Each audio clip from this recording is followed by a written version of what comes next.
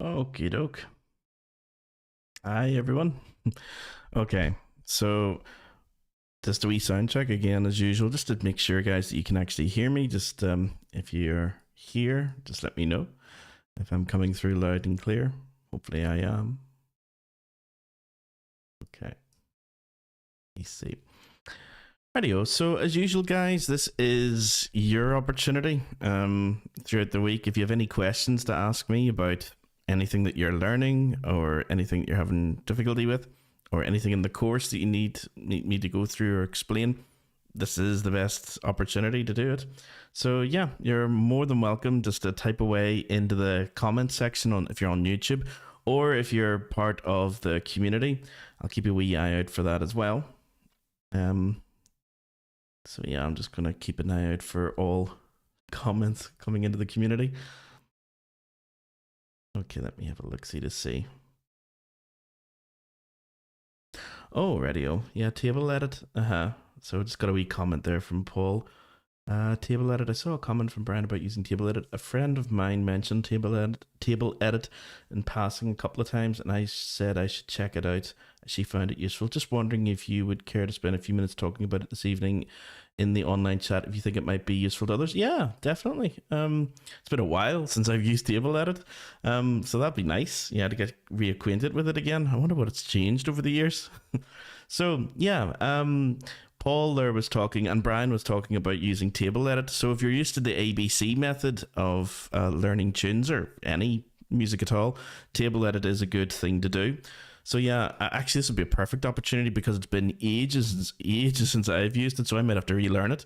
So this would be a good opportunity to sort of go through it with you guys, and I'll try learning it, and you'll try learning it at the same time. Okay, so I'm just saving a couple of things here in the background. I always have things going on here, guys. If you're wondering, what happens if nobody comes? I just work on Bazooki stuff, and people would see that until somebody asks a question. Okay, so that's a nice one to start the evening. If I can remember how to save this, I just click save. Yeah, okay, you guys can't see this, but it's just for my for my stuff. Okay, so yeah, that should all be tucked away now. Okay. And also, yeah, I'll just mark that as red. Okay. So table edit, I'm going to post that in the chat as well, just so you guys can see where I'm going. Table edit. Bring that over here and maybe share this with you guys on my desktop. Okay.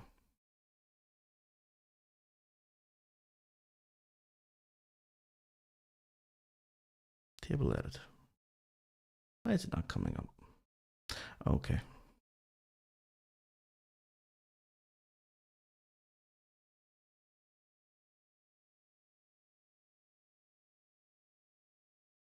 Oh, it is coming up.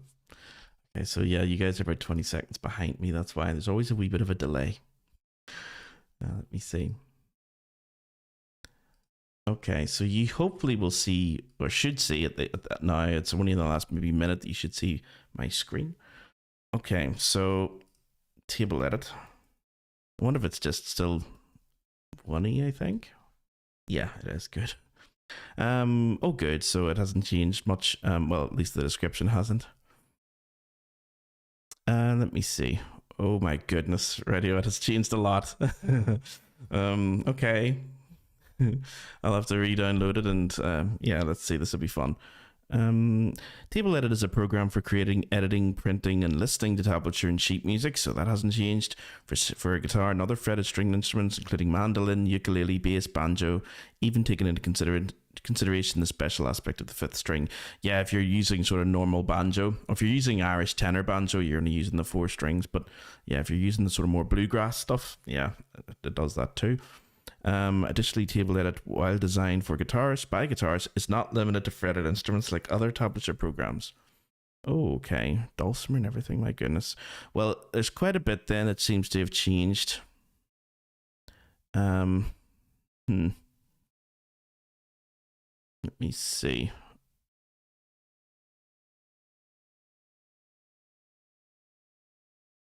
That may have been the one I was using actually, was that iOS. Let me see. Table Edit supports both tablature and standard notation. Just this is very similar to MuseScore. It's probably why I stopped using it actually, because the MuseScore stuff is, I find it a lot more, so many more features. It's not just limited to stringed instruments. I know this isn't either, but the MuseScore is fast becoming a more sort of professional notation program. So you can do it for basically any instrument or any group of instruments you want and produce professional scores. So that's why I stopped using the Table Edit quite a while ago. Yeah, so it looks like it can do many of the same features as before, and so many new things have been updated. Okay. So download our free demo, fill out our registration form to purchase it. So I wonder what it is now. This is the thing. What is the damage, as they say?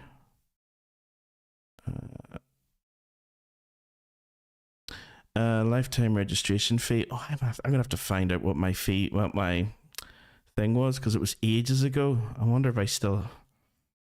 Oh, it's probably on about 5 computers ago. I'll have to hook this out, guys, to see if I can find the my purchase of this again, because it's been a while since I've used it, and I'll probably need to upgrade it about 50 times. Oh yeah, let me see if I click here to check. I'm just going to click to check my eligibility.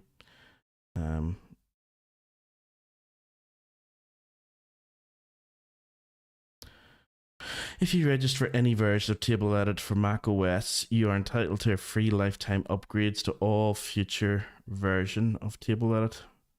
Okay, so I'm just, yeah, I've done that, so it should be somewhere.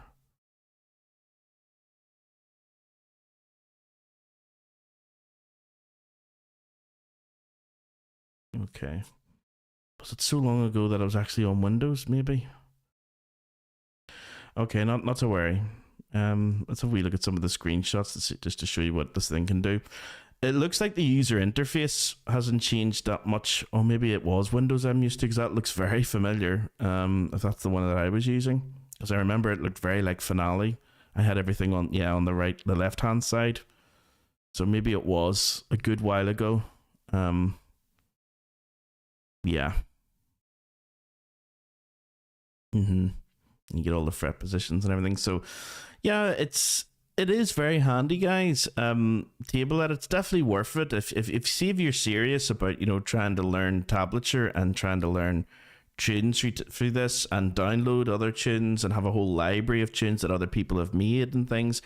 I would definitely invest in Table Edit, especially if you're into string instruments like guitars and all that sort of stuff, and bouzouki, mandolin, and everything.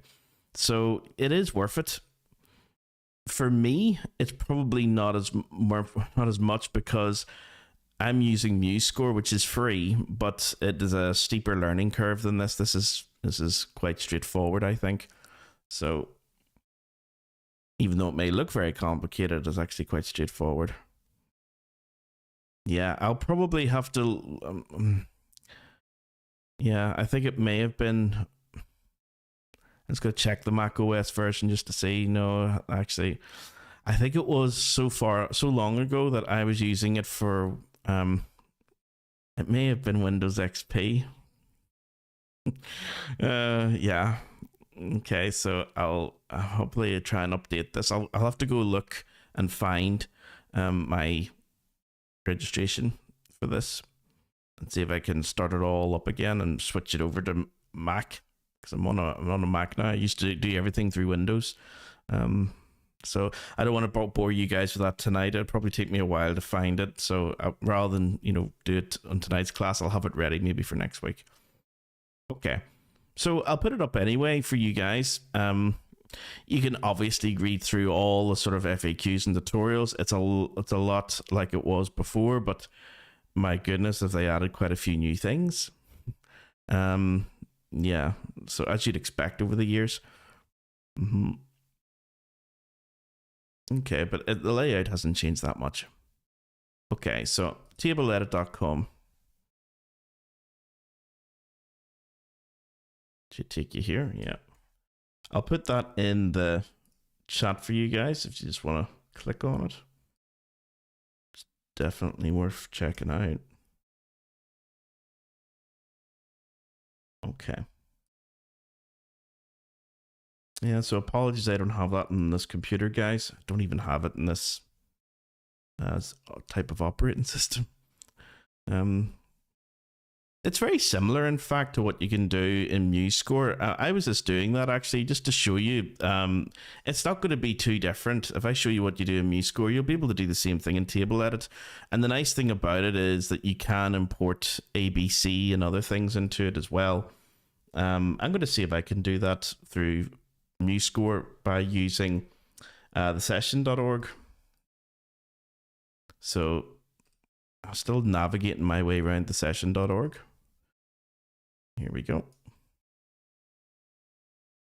Okay, so the session.org is where you can get like thousands and thousands and thousands of tunes, and from discs, from CDs, albums, anything to do with events or sessions, discussions. It's definitely the forum if you're into learning about Irish traditional or any sort of Scottish traditional, anything that's sort of similar to Irish traditional music. You'll find so much in the session.org. So let's see if I can. The tune that I was going to find you guys, another Calaran one, Fanny Power. I wonder if it's in. It should be in as a waltz. Yeah, Trula O'Callaghan, a blind harpist from sort of the late 17th, early 18th centuries, I think. Okay,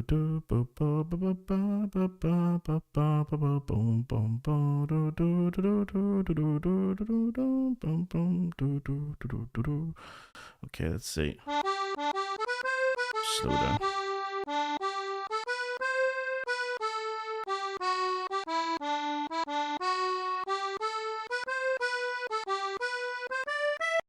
Okay, so you see the way you get the ABC here.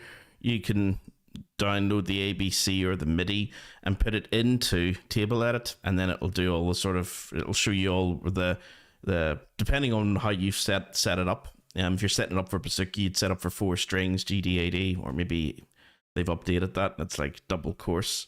So yeah, maybe they've done that.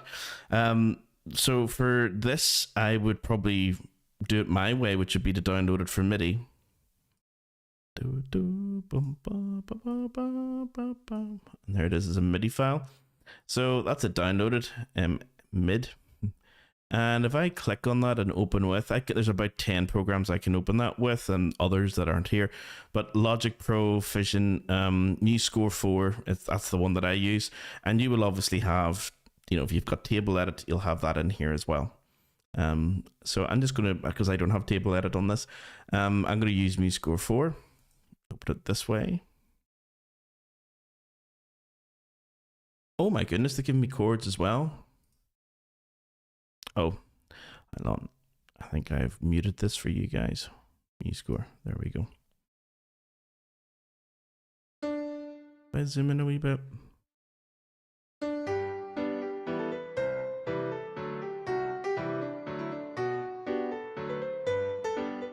That is a wee bit weird.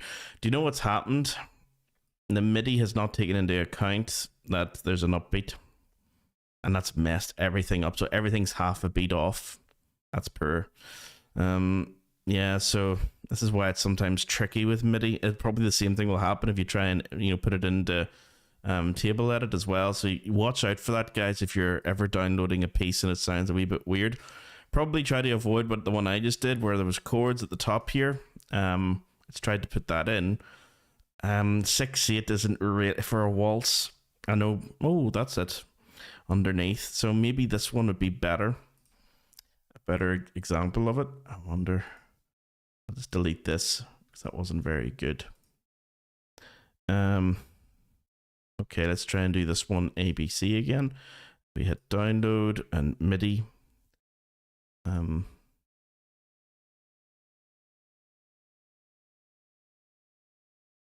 There's the ABC. Although I reckon if I try to open that, it'll just be more like a video file. Okay. Actually, I'll check something out. You guys have got me thinking. Which is always good. Or MuseScore. ABC import. I wonder if I can do it nowadays. And oh, okay. That's sad.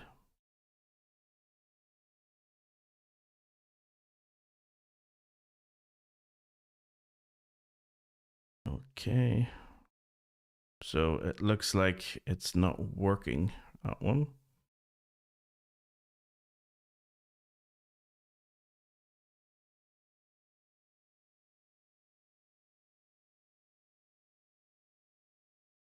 Okay, so this is a discussion about it actually on the session.org. So you can see that everything usually reverts back to the session.org.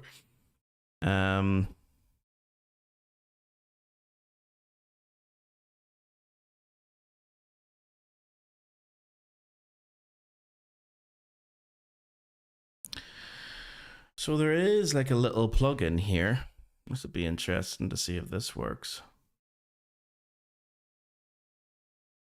Now this is for MuseScore 4. The MuseScore, if you have the earlier versions of MuseScore, it may not work as well. Let me see. I'm just gonna unzip that one.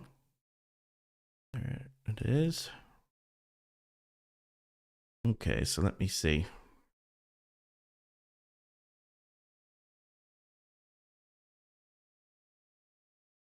This is in chest. Oh, MuseScore 5. Nope.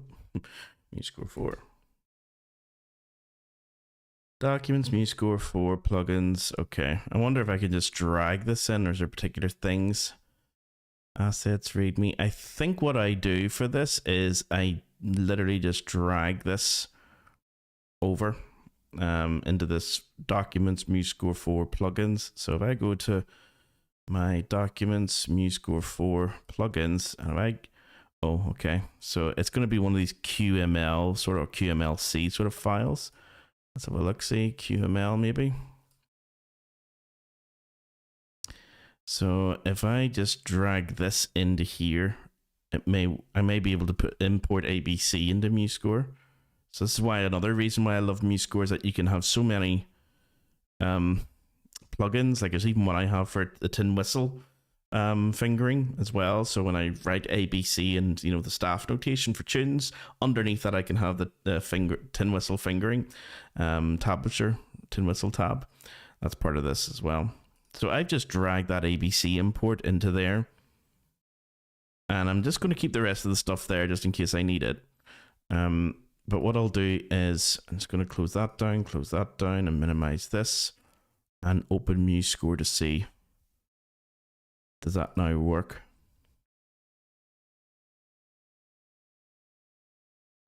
Let me see, his plugins should be in here.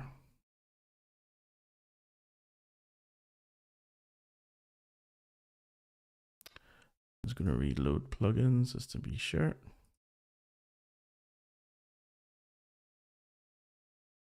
Okay. Now, if I take that and open it in MuseScore, will it actually work? To find MuseScore. Okay, let's see. There it is.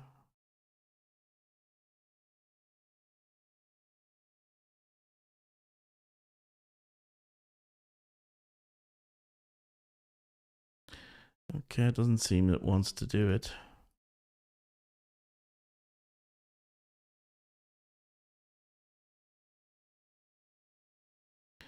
Yeah, okay, I'll have to research that as well. MuseScore used to be able to do this, earlier versions of it. So again, that's another sort of I don't really work with ABC, which, as you can tell, this is why, because there's so many things that you need to sort of, update and keep an eye on, whereas the sort of standard notation stuff never changes. I would highly recommend that, yeah, you do use table edit for things like ABC and for tablature, but at some stage, guys, I highly recommend that you start learning, if you don't already know, how to read staff notation. It's universal. It's for every instrument. It's for every style of music. So unlike sort of the tablature, which is quite quite niche, believe it or not. It's really just, I know it says niche for guitarists. There's so many guitarists in the world. Most of them don't read tab. Most people would just be sort of self-taught, learn a few chords and that's it. Whereas the staff notation, it's for everything from piano concertos to tin whistle to every style of music in between. So it's definitely recommended that I recommend anyway that you do at some stage have a go. It doesn't have to, you don't have to learn everything, but learning how just to read like basic rhythms and pitches is enough, I think. Yeah, so let me see if this can open in MuseScore any better. This is the MIDI version that I downloaded, and it's better. But what I'll have to do is get rid of this 6/8. They did it in 6/8. Don't know why. Because 3/4, it's a waltz. 3/4 is the way to do it. And I'm just going to select all of this down to here. You can see the way it's a wee bit off, with lots of ties. That's usually a good indication that the program has, or the thing that you've downloaded from the session hasn't quite really understood the idea of upbeats, is that you have a lot of ties across bar lines, notes that bleed into the next bar. You don't really need that or want that. So what I do is I just copy all that, and then for that first bar, it is the 3/4 bar, but I want to actually make it actually worth just one beat. Da da. So if I copy that in now, it should hopefully, yeah, that's what we want. Da da dum. And all those ties across bar lines have disappeared.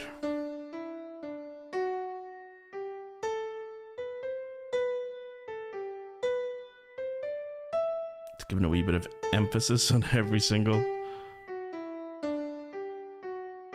2, 3, 1, 2. I probably have that tie not there. 1, 2, 3. There we go.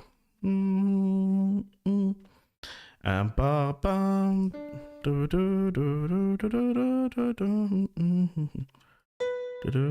I don't really need to have all this again, because this is the same as the beginning. All I would do here is just put in a repeat. So I just go into bar lines and just drag over a repeat. In fact, I would put in the D this time. And then the forward repeat would be from here. So when it gets to here, it's going to go back up to here. And also I'm just going to format the page settings as well, just to get rid of this. I'll never like this indentation that MuseScore and other notation programs do, so I always get rid of it. You don't really need that. Yeah.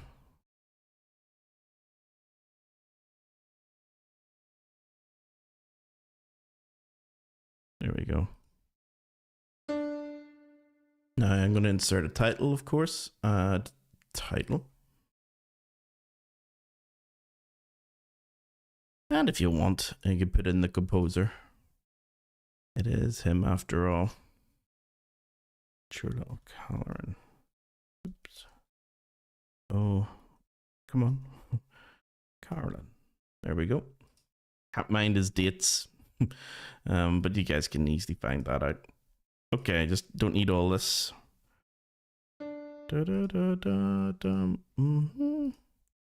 Just delete all of these bars. There we go.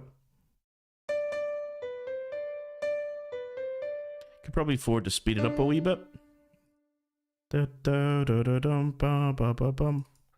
Maybe 110. Is that too? That's probably too fast. Nah, it's okay. 130 maybe.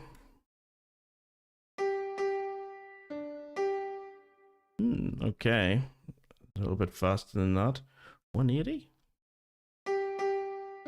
That's better. Bit fast for a waltz. But it's probably the speed you'll be playing it at in sessions.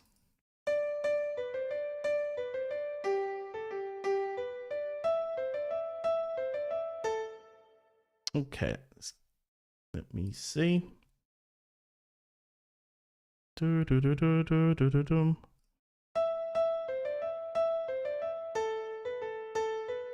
That's probably ba ba Yeah.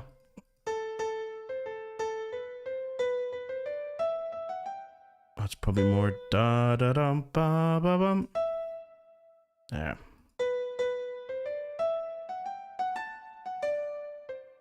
Don't like this sort of Scotch snap that it has here. Da dum da dum. So ba bum bum bum ba bum. Two, 1, 2, 2, 3. 1, 2, 2. Ba ba bum.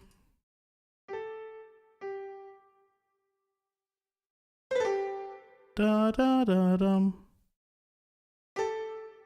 Da.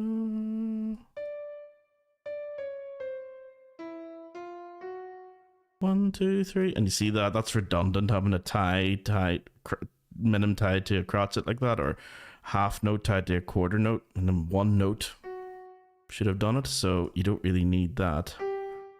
All you need to do is make him a dotted note. There you go.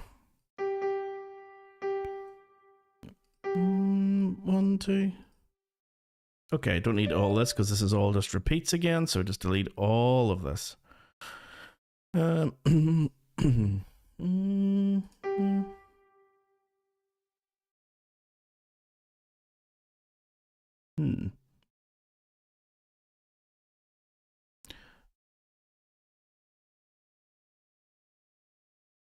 we go.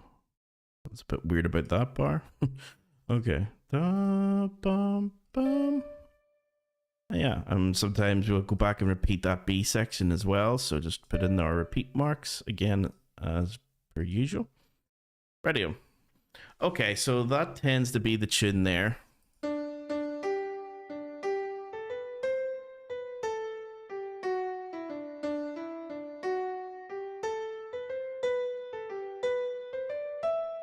Okay, so this is the problem if you're using like the session to download your ABC. Sometimes if you're downloading it into TableEdit or MuseScore, as you can tell, that it doesn't get exactly the notation. This is why a lot of trad musicians are put off by notation entirely. It's because they try to do, you know, what we were just doing, and they end up having to make like 50 edits to the thing. It's like, it's not taking into account upbeats, it's not taking into account repeats, it's not taking into account, you know, little variations and stuff. Yeah. That's more the fault of the software that's being used on the session.org, not the fault of MuseScore or TableEdit, and certainly not the fault of notation itself. Notation can be very accurate, extremely accurate.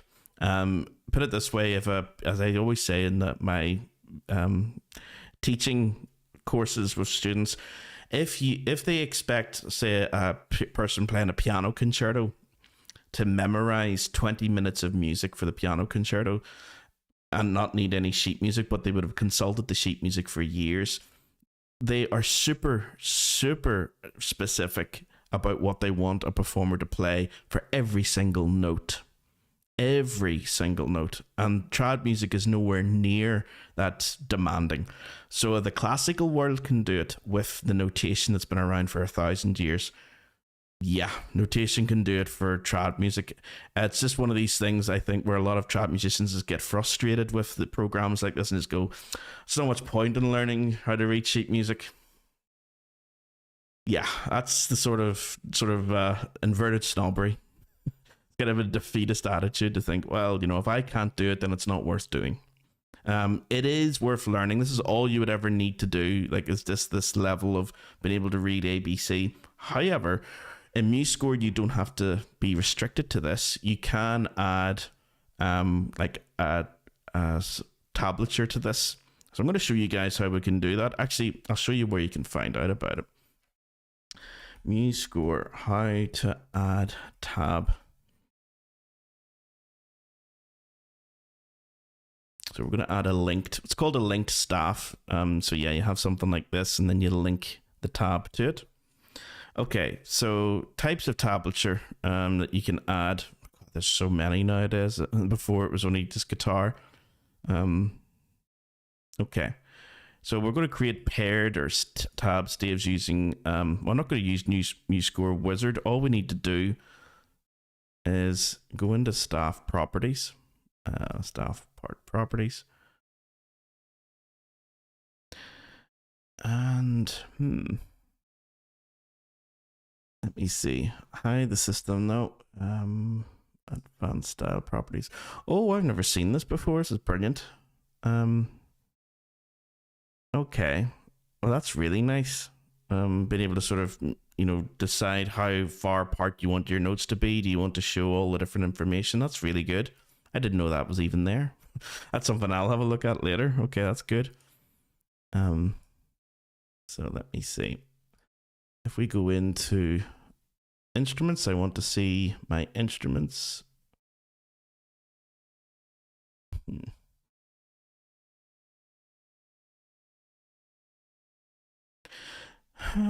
What's the easiest way to do this? I'm just thinking maybe layout as well as another way we could add a linked staff.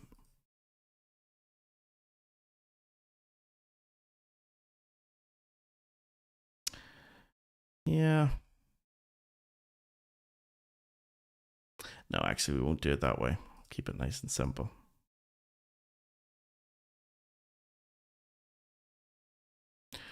Yeah, if you wanted to ever hide anything as well, guys, you see the way I've hidden the bass clef there? You can just click that. There's a wee eye, hide everything, or just, open like for one, or open for another, or just hide the bass clef. So many things you can do. Yeah, that's kind of so advanced compared to what it once was. So we're just going to create a little linked staff to this guy, but I want to get rid of this. So we're just going to get rid of that.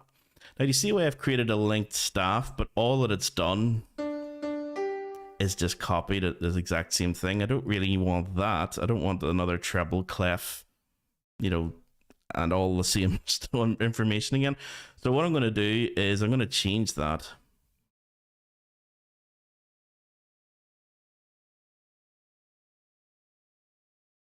Let me see if I can remember how to do this.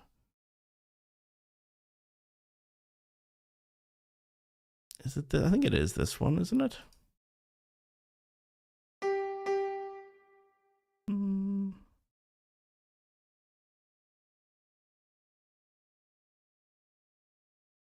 As I say, banjo is probably the only one that's closest. We can put in others if you want, but banjo, Irish tenor banjo tab. We'll put in the Irish tenor banjo, and I'll show you what we can do to change it. So at the moment, it's got, this. So that's tuned to tenor banjo. What you can do, and you can do this for any single tune that you like, of course, is you can go in here and change all of this into any strings that you like.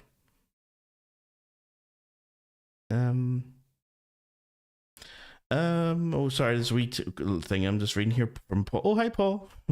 Can you point me in the direction of a good resource for learning how to read music? In the course, the full course, that is, I think it's part 3. How long did I check? I do it. That's one of the main things I actually teach students is music theory. So like, it would only be the sort of introduction or beginner stuff. Don't be worrying about any sort of advanced sort of theory or harmony like chords and stuff. Now, of course, you'll be learning chords, for the bouzouki, you'll be learning your own chords, but you don't need to know about secondary dominants and diminished seventh chords or anything like that. You just want to be able to learn how to read melodies. That'll be the thing. So I think in the instrumental course for bouzouki, part 3, I want to check. Yeah, lesson 15. It's in there. Beginner music theory, and some of the handouts as well for you guys will be in there too. So it just talks about staves, clefs, and pitch, just the ones that you will be using, which is the treble clef. There's obviously other clefs, but these are the main ones that you guys will ever be using. All about the different note values as well. all about the different rhythms that we use, like dotted notes and all that sort of stuff, and sharps and everything. So that's in there, and stuff about time signatures that you'll be using in trad music. There's loads more than just those, but those are the main ones. So I would say like lesson 15 is the main sort of stuff to check out there if you want to get that course. And if you want to try out something for free, let me see. I'll put it in the chat. It should still be there. Musictheory.net. Yay. Okay, it is. Yeah, I've got the apps for these, but you can just go in and just, click on lessons and away you go. Now that takes you all up to Neapolitan chords, like chromatic harmony. You guys do not need to go that far into Neapolitan chords, or maybe chord progressions might be nice. But you don't have to worry too much about sort of classical theory. It's more, I would say, down to about maybe scales and key signatures down to here would probably be enough. So everything from the start right down to here. But if you wanted to go into intervals and chords and stuff, very handy when you're learning a harmonic instrument to understand why is this called a major chord, why is this called a minor chord. You need to know your intervals to understand all that. So it's just building on that, I suppose. There's exercises you can do with answers that are provided and tools as well. So musictheory.net, it's been around for years. It's really, really good.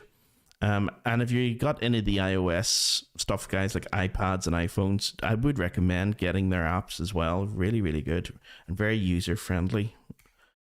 So musictheory.net, I'll put that into the chat. It's another link. Okay, so tableedit.com, musictheory.net. Yeah, that's a good place to sort of go if you're learning trad, learning to read music, for the first time. Okay. Do I need all this information here?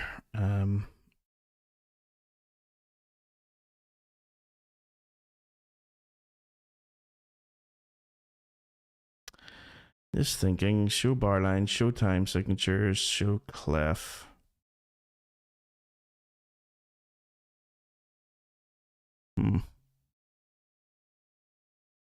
Let me see what information it's providing me with here.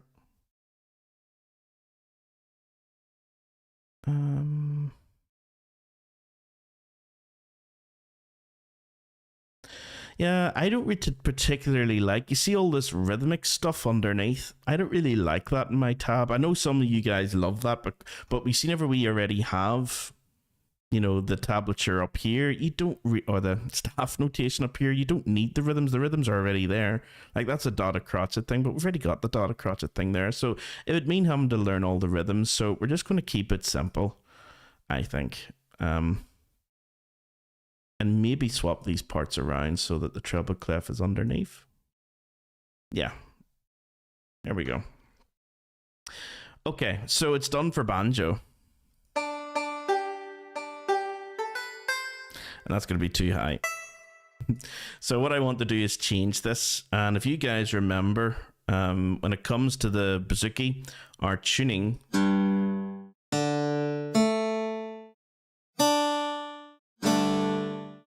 that is our normal tuning, I suppose, for bouzouki, G, D, A, D, specifically G2, D3, A3, and D4.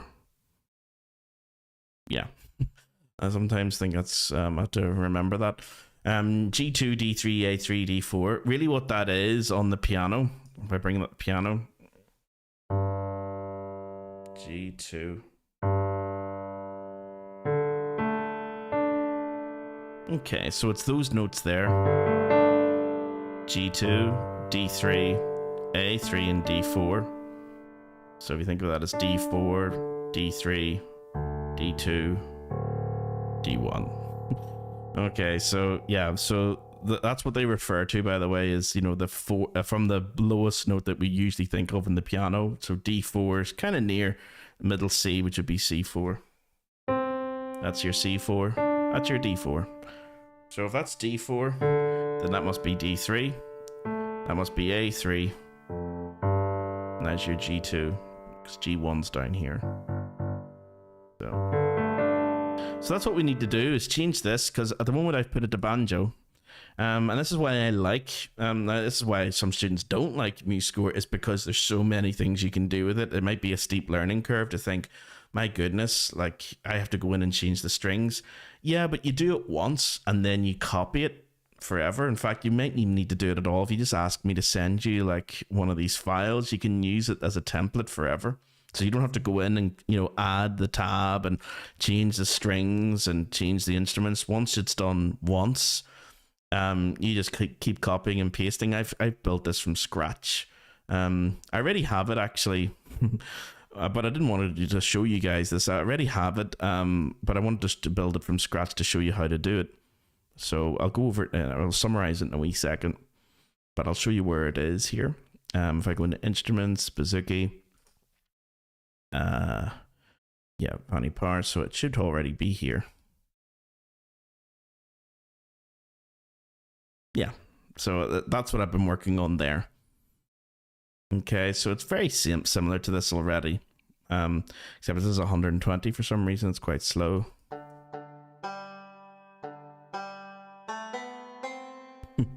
Okay, so I'm just going to save this as a Vanny Power on the desktop. Okay, so now I have two versions of this, so one on the desktop and one in my folders. So let's continue working on this one. I'm going to go in here and or into the tab and just go into staff part and properties. And the thing that I need to change is I need to edit the string data. So what I clicked there was down here, edit string data. It's got 4 strings, which is what I want. So this would be your lowest and this would be your highest. So this is your 4th course and this is your 1st course. But at the moment it's done for banjo and I want it for Bouzouki. So go into edit strings and G2, D3, that's all right so far. And A3 and E4, I need to change that to D4. There we go. And hopefully this works. Apply.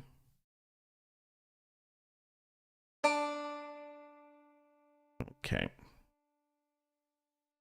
And what I'm going to do is push, now see the way that's going red? That means it's out of the range of the instrument. I'm going to push everything down an octave. There we go. So open string, which would make sense. Then 5th fret on that 3rd course.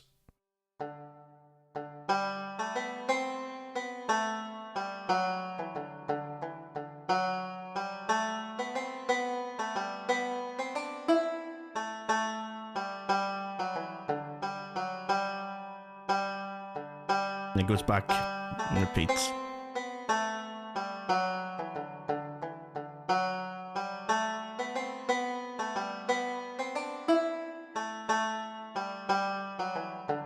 Never like that. Da da do do do do do do bum. I prefer it like that.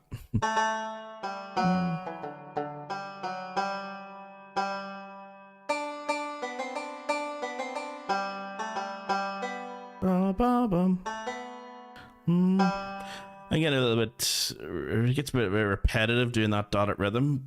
Sometimes it's like a straightforward crotch. It's ba ba bum, ba ba bum bum.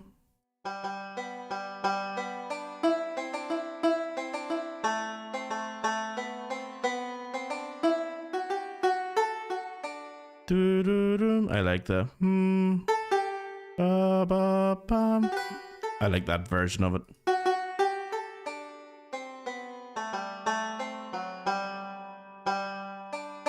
And repeat. Da, da, da, da, da, da, dum.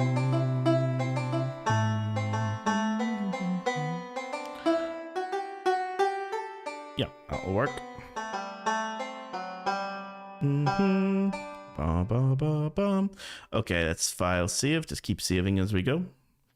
The other thing I might want to do as well, it's a wee bit weird having this section like in bar 17. It's actually bar 16, but they're counting the upbeat as a bar. It's actually bar 16. What I can do is maybe squish this so that the first 8 bars whoops, are up here. Yeah, and then the next 8 bars are down here, and then that makes it just look a little bit nicer. So 1, 2, 3. If you're wondering how I'm selecting bars, I'm holding the upward arrow on my keyboard. Yeah, this, where is it? Yeah, that button. So when I hold that button down on my keyboard, you can see that this is the same for any computer.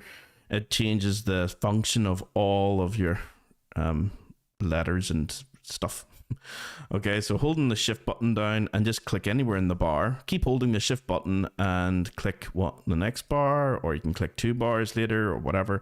1, 2, 3, 4, 5, 6, 7, and the 8th is down here. I'm still holding the shift key on my keyboard, and I'm just going to click in this bar, and there we go. It's selected all of it.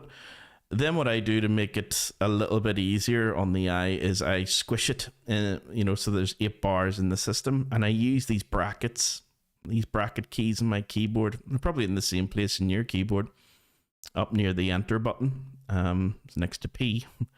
So I use those. If I use the open brackets, it gets smaller. If I use the closed brackets, it gets larger. So I can really space out the music if I want. I would never give that to a student because that's just too crazy to try and follow. So let's just squish it so it's all on the one system. There we go. So 8 bars there and 8 bars there. So it almost, I want to keep it in sort of phrase structure. That's it.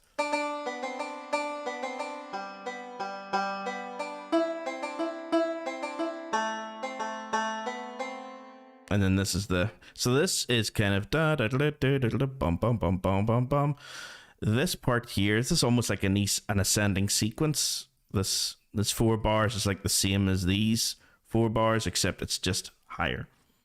So da da da dum da da da dum bum ba dum bum bum bum da da da dum da da da dum da da dum da da dum. This gets higher, and then this is completely different musical material in the next system.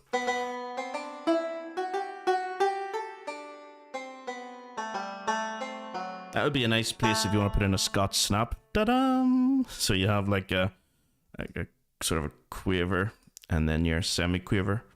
Da-da! Ba-ba! So it's like...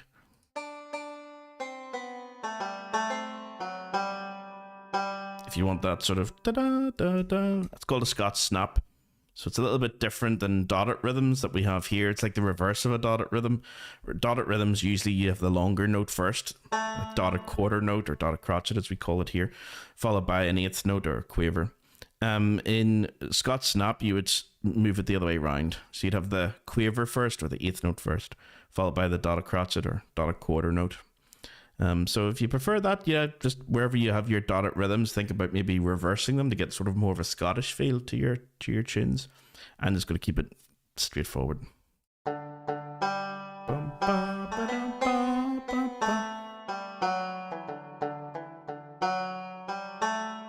Okay. So if I just save that. Now, let me just see, I'm just going to move that. And have this replace this version. There we go. Let's open them up. Okay, so there it is, and yeah, it's good to go. I haven't put any chords to this yet, so I would add stuff like that to this before I give it to my students. But say you wanted to just learn the melody. You could easily export this into any sort of format you want, a PDF file or images, or even extract the audio, the MP3. I do that a lot. I'm not going to do it now until I have the chords for my students, so so they can actually hear the chord changes. But you can do that as well. Yeah. And you can add chords and other instruments to this and build it up into a full score if you wanted to, but it's only the melody you guys would ever need.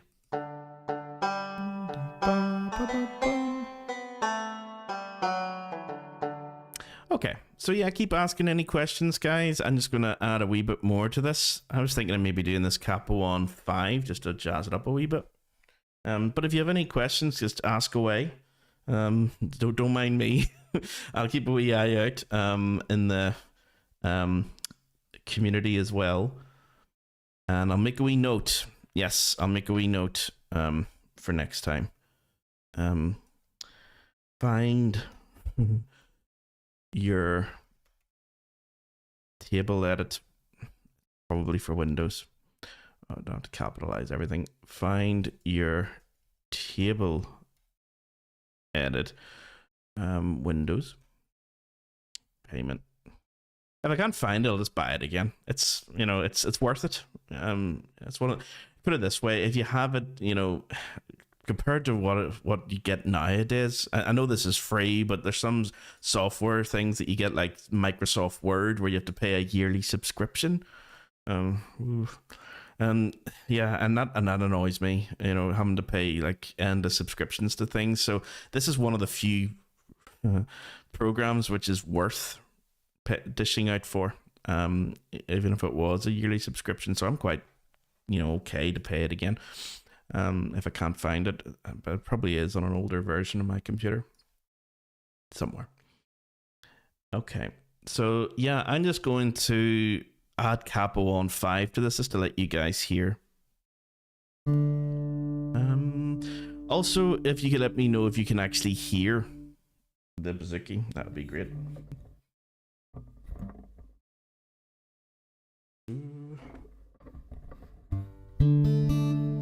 Okay.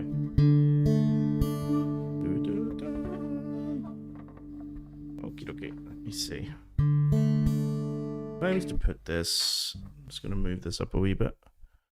There we go, so I don't have to lean forward. I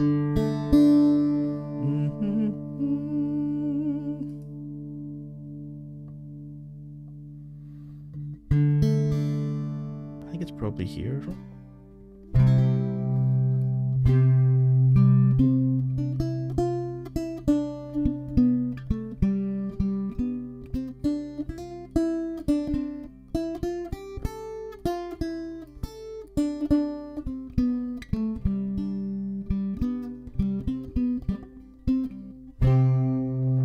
That's going to be interesting if I transpose this all up a fifth.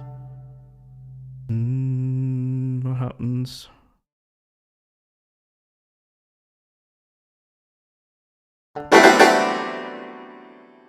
Crash bang wallop is what happens.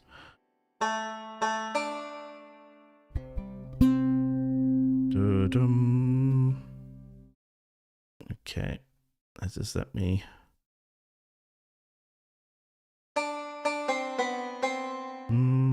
It's going to be in C. This is going to be interesting. Let me see.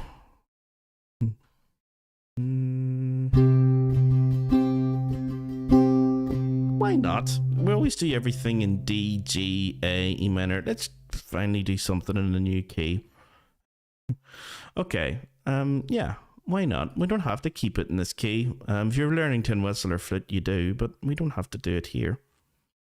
So let's move it to C. If I just bring in, yeah, that. And what I'll just do is I'll just mute just for a second and just mute the muse score, because I don't want you guys to hear like a crash bang wallop again. Yeah. Okay, so let's move to C. If I just select all of this and just move this up. So when we hit C, I can bring the audio back. There we go.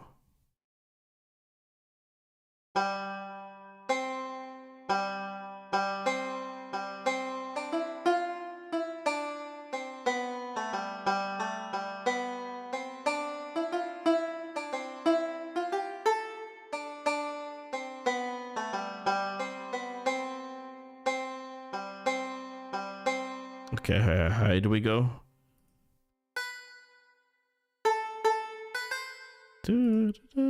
Yeah. Yeah, it's a little bit high, but you can go high in the bouzouki. So what I need to do though is, because I don't want to be using this, you see the way the tab has all changed now to reflect, because I'm going to be putting Capo on 5, I don't necessarily need to be using those exact frets and courses like that. So capo on 5, everything needs to go up. So this should be, that should be open instead of the 5th fret, because the capo's on 5, that should be 0. So what I need to go in here and do is just in the staff properties, again, this is why it's so handy, being able to edit the strings and just move everything up 5. So if I go into edit string, 1, 2, 3, 4, 5, is that correct? I wonder. We'll see anyway. 1, 2, 3, 4, 5. So the string's now C3 to, that doesn't look right. C3 to G3. This probably should be something different, but we'll get to it. A3, 1, 2, 3, 4, 5. And D should go up as well. 1, 2, 3, 4, 5. Okay. Let's see. What does that do? Good, it's 0. Ba-bum.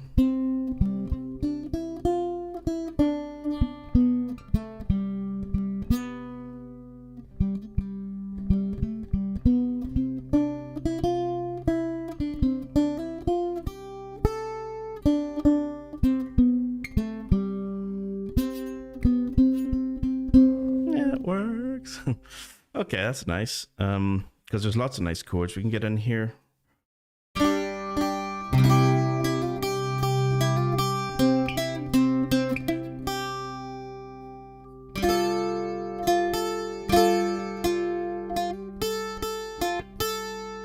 I'm just gonna change that too. So.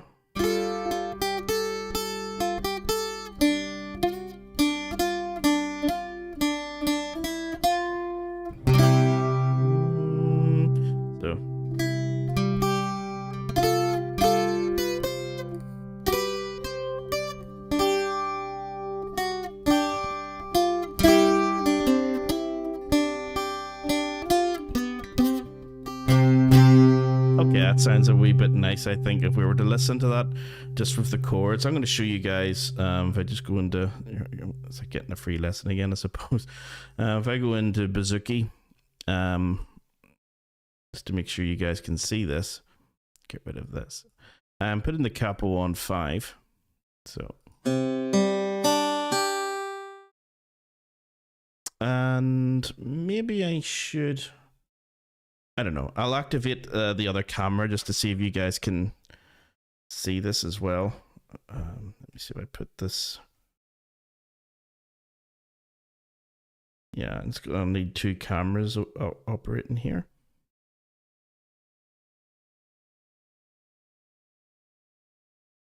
Okay. It's a bit precarious the way it's balanced, but hopefully you guys can see this side. And if I just zoom here. Okay, so hopefully you guys can see what I see. You should be able to see my my capo on the 5th fret here. And then my fingering will be up here. And you should be able to see reverse chord, hopefully. And you should also be able to see my strumming. So if it looks weird or anything, do let me know, just so I can adjust it. And hopefully you can actually hear me in the bouzouki as well. So hopefully it's okay. Okay. So, let me see.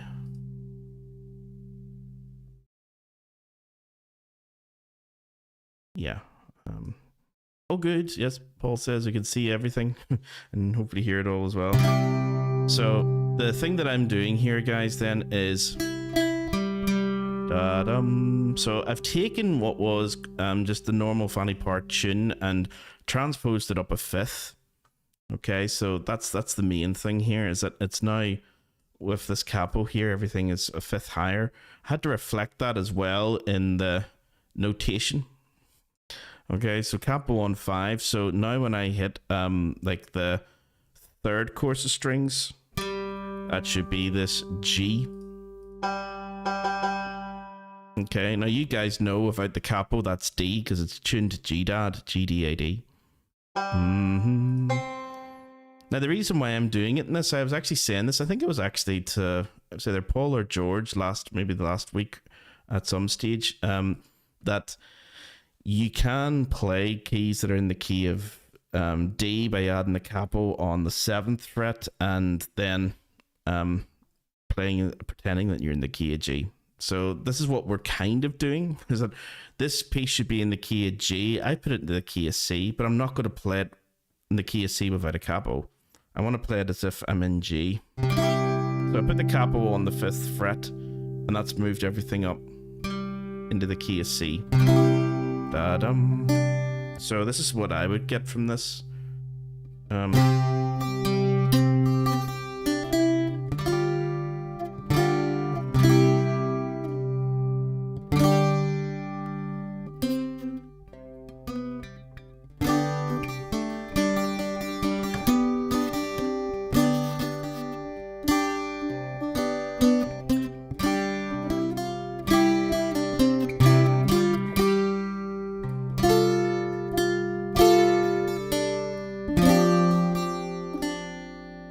Just working out the chords. That's an awkward.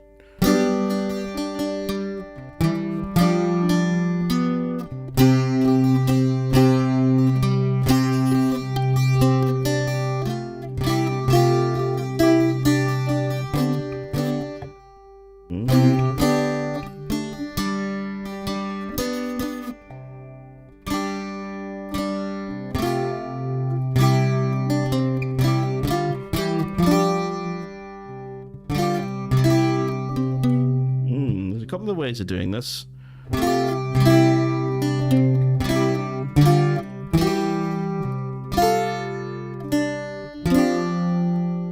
Yeah, that might work.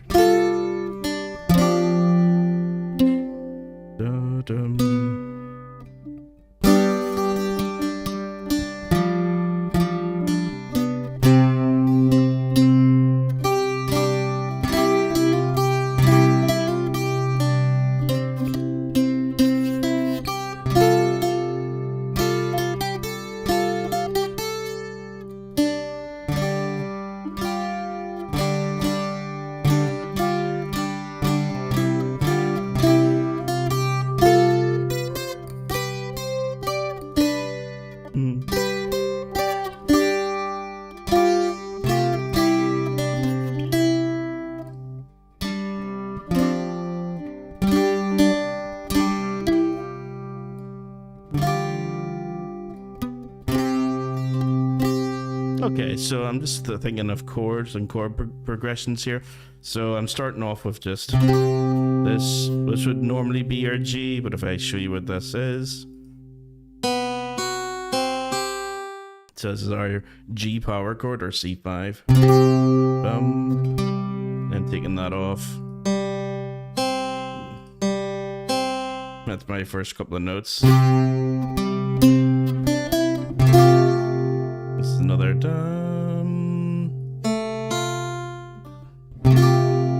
like an F major chord, F A C, a C at the bottom. It says add 9, and the 9th is just this G. If you just get rid of that, then it's just an F over C chord. So you don't have to strum that at first course. Okay, you don't have to strum him. You just leave him alone, and you have a normal F over C. If you add that, the chord becomes a little bit more complicated, but yeah, same thing. Not too terrible.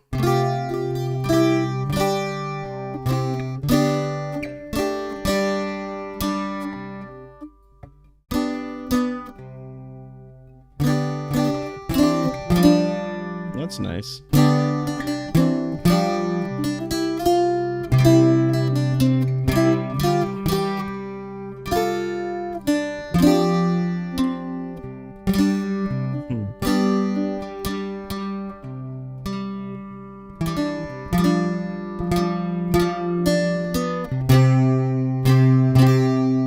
Yeah, so you see what I mean? That sometimes it's nice just to go into other sort of chords and other sort of tunings that you can get quite interesting stuff. so you're not just, keeping yourself restricted to G and D all the time. So I'm using the chords that I'd be probably using with my students would be focusing heavily on harmonizing the melody. So using that power chord, so I'm holding the inner 2 frets or 2 courses, 5 frets above the capo, and this one, which you can see in the reverse chord up, this one here, and of course this chord here, C major. So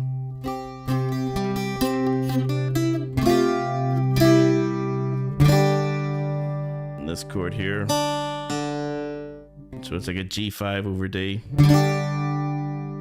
So those are, all of those chords harmonize the melody, and that's what you're looking for in bouzouki playing. And it may be nicer if you think of it, of a capo added, and maybe just think of playing the same sort of fingering that you would do maybe in G major, for example. But adding the capo, you're now in C, and it just creates like an entirely different feel to the piece. If I didn't have that, and I was just, doing the chord, the usual as written, it would be.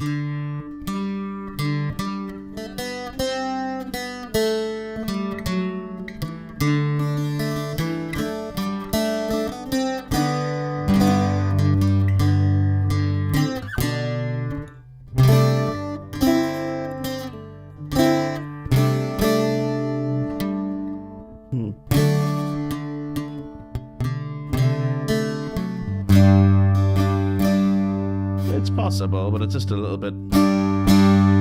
It's a little bit heavy for me. I kind of like having it, capo on 5, and just to sort of take a little bit of the resonance out of the instrument, to make everything a bit tighter and a bit more, so it doesn't sound so boomy on the bass strings.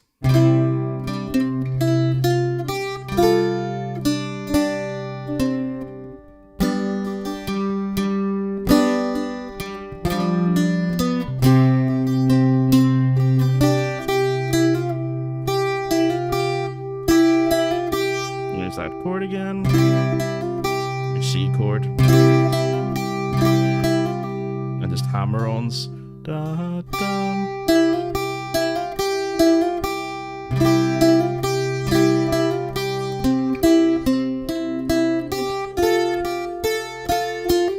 Same thing again. And what I'm doing here is holding that first course in the 2nd fret, 2nd course in the 3rd fret, and then just hammer on that 5th fret on the 2nd course. Little pinky finger there.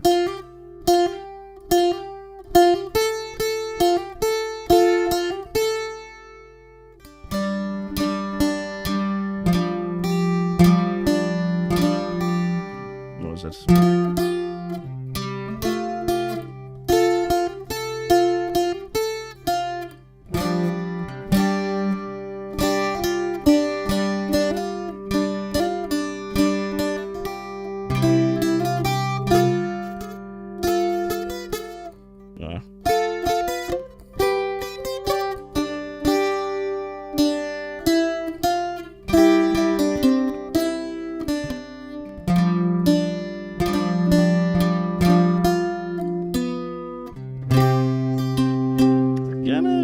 It's obviously a wee bit messy. I'm still learning it and trying to come up with stuff for students as well. So, yeah, you can see with the sort of process of, or the way that I sort of do this, it's trial and error. But there's certain chords, always that should ring out in your head, like that chord, that chord, that chord.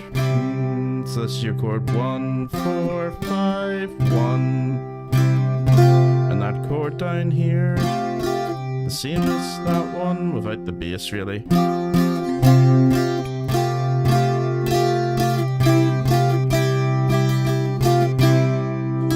So I kind of like moving between that one and that one quite a bit. And a lot of moving up in harmony here. So at that first part is quite straightforward until you get to the harmony part. So at the very beginning,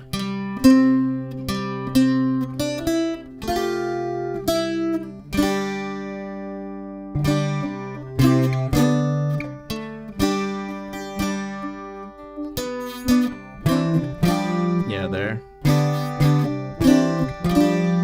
The third and fourth courses.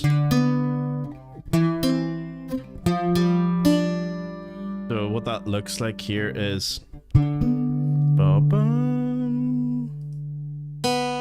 So it's like a G chord with D at the bottom. And moving to here. It's like a C major chord, C, E, G, again with an odd ninth. But again, if you can't really avoid playing him because you're going to end up strumming for this string anyway, so you might as well include him. And you get the C, E, G with the odd ninth, this D. So it doesn't sound too bad. And especially because you're going to this next chord. So it's like a G7 chord. A chord 5 in the dominant 7th chord in the key of D. The only thing missing, as it says, is the third. We don't have a B. If you wanted to, you could add a B in. So it would be there. So you got your G, B, D, and your F. So this is your full dominant 7th chord, G7 over F. So F is in the bass. I kind of prefer it without. Just let it ring out. So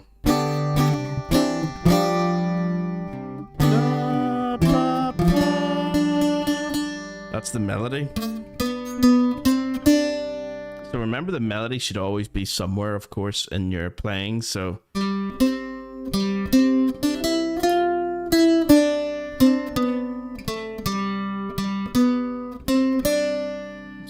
with the chords.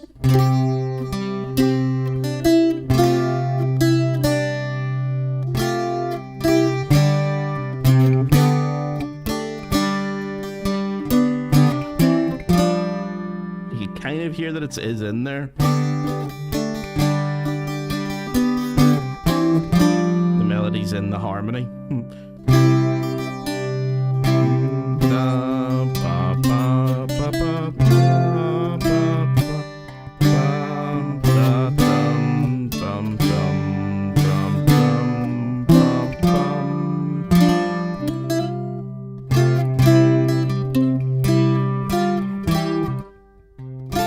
Same thing again there with more harmony.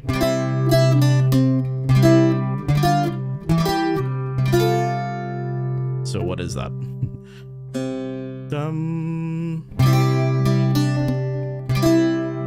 This is G chord, C chord. So again, another G7 chord. Oops. It's almost like an E minor chord, this, yeah.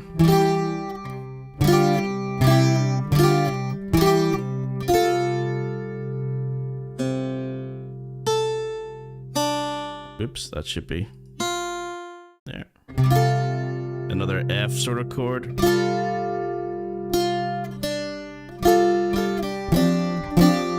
then move over to here.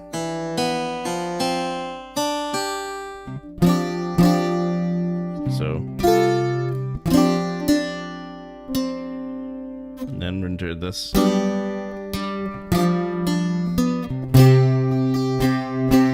Okay, so I'm not going to go through, every single chord with you guys, because I'll just turn into another sort of bouzouki lesson. But you get the point is that you're harmonizing as you're going. You're figuring out the melody first of all, and think what chords sound good to you as you're going through it. And if you stay close to 1, 4, 5, 1, any key that you're in, that should stand you in good stead. And all the different variations of those chords, so it doesn't have to be this chord,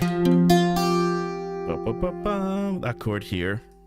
Oh my goodness. Yeah, that chord can also be down here. Okay, so if you sort of experiment with your chords, you'll definitely find that you'll be able to maybe harmonize everything just involving nothing but 3 chords. 3 chords is all you should ever really need. and all their variations as well. And if you do that, you should be fine. So that's what we end up having here, is like about 3 different versions of every single chord. Okay. Let's see.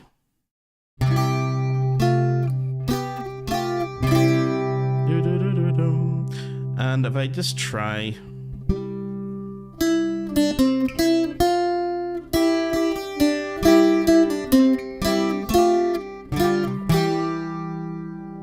what was the next part? Oh yeah.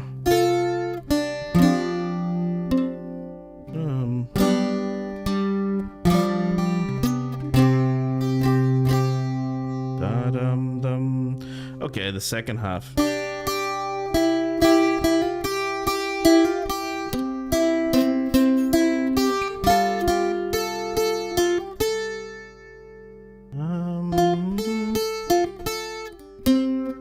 This is where I get messed up.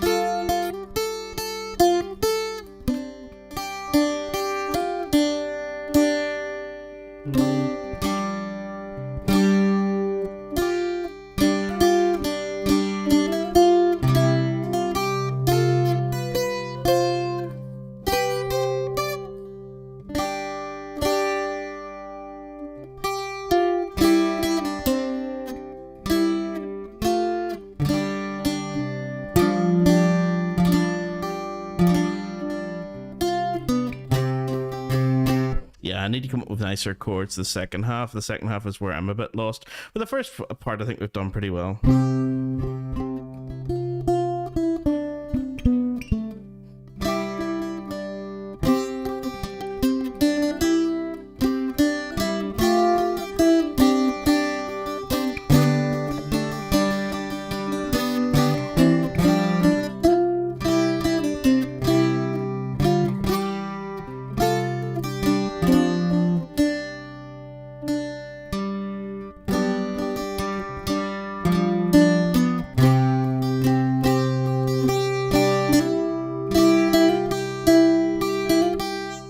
So we'll come up with something. I'll come up with something nicer for everybody once I have a wee go at practicing that. So if I go back to the desktop, I would add chords to that later. But at least we now have the melody line. Da-da-da-da-dum, da-da-da-dum. There was a few others that I'm looking to do as well. So that was Fanny Power one. I don't really need those guys anymore.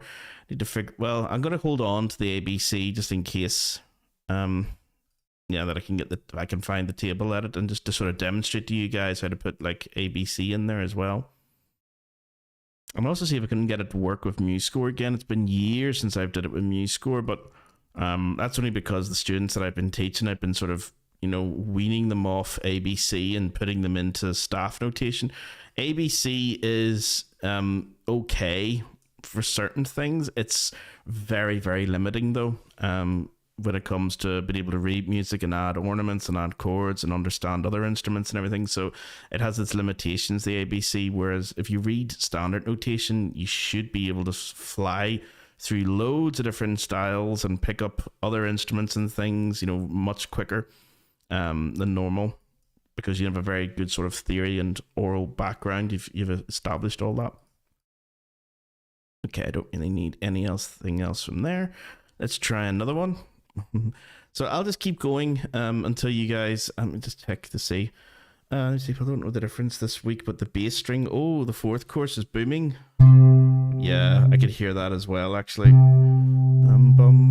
That's really boomy. Maybe in my OBS, is it?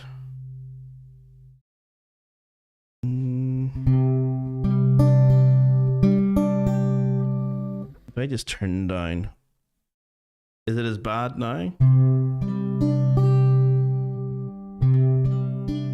Is that too quiet now, maybe? Maybe I've messed it up.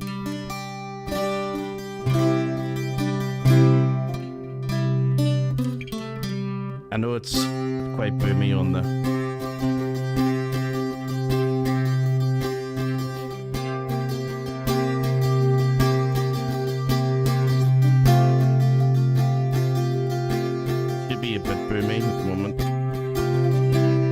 All I'm doing is emphasizing that.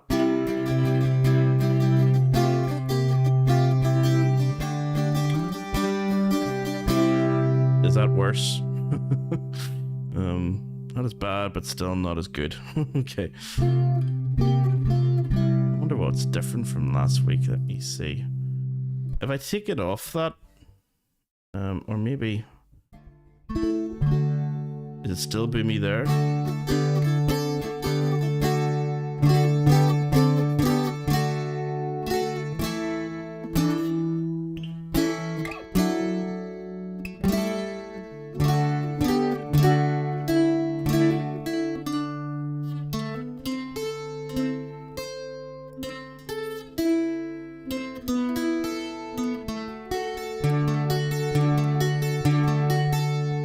Boomy.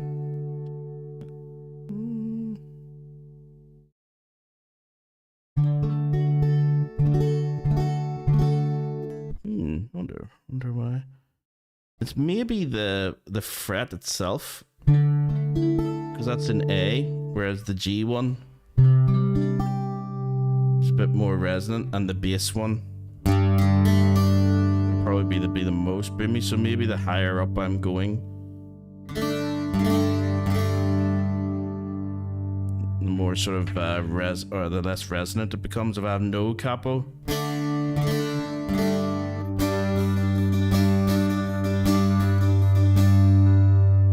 Yeah, I can hear that. Let me see if I try turning down.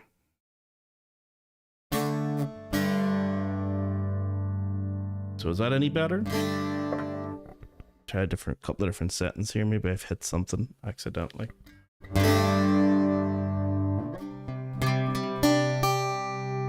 Oh, do you know what it was? Oh God, I think I know what it was, Paul. I had my foot on the pedal. I've got a pedal thing here. Yeah, well caught, well sounded. Yeah, I had my foot on a pedal. Oh, whoops. Yeah, I was wondering why I could hear a lot of it in my headphones too.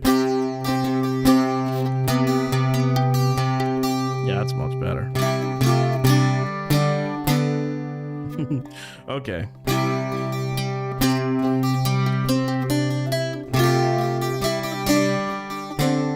Oops.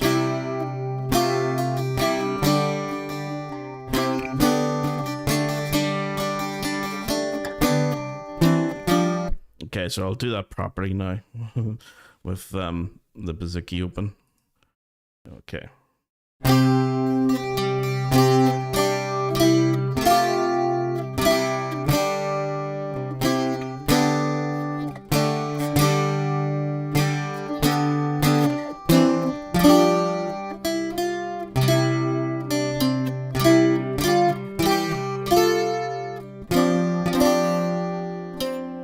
Forget.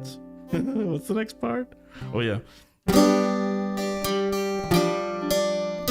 have to remember, that's an awkward chord. What the heck is that? Because I never really play in C. What do we have here?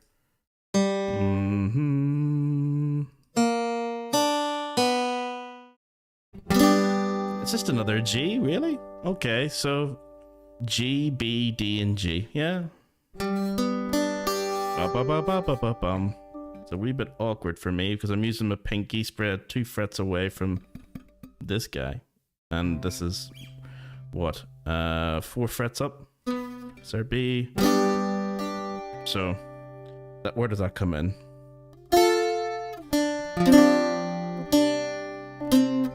There.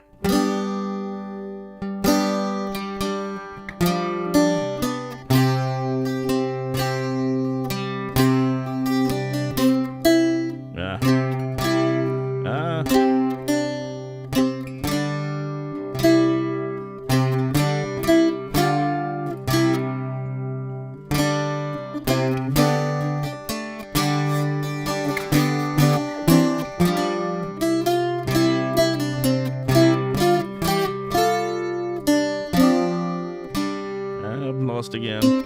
Yeah.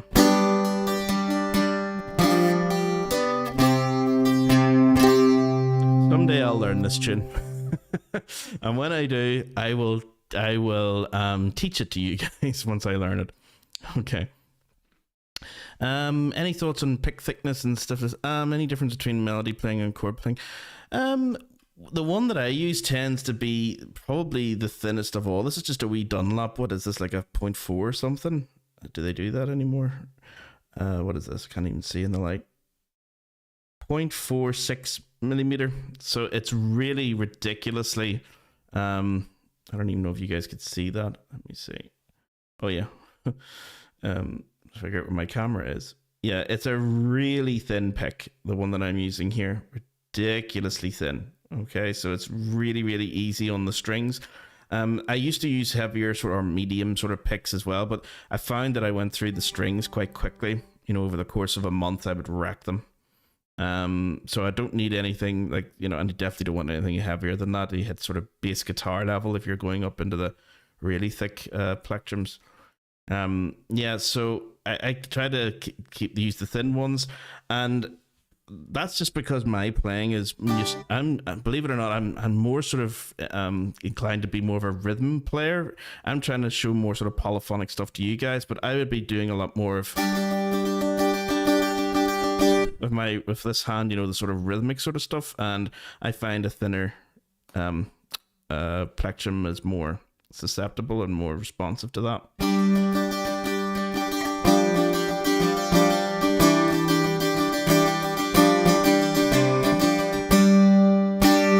Yeah.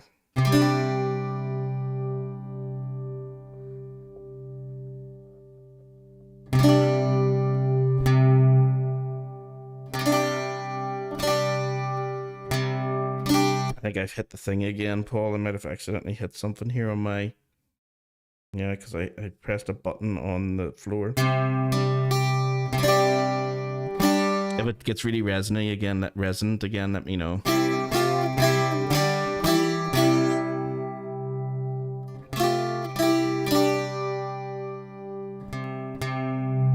Yeah, it's too much there. I'm way out of tune now as well.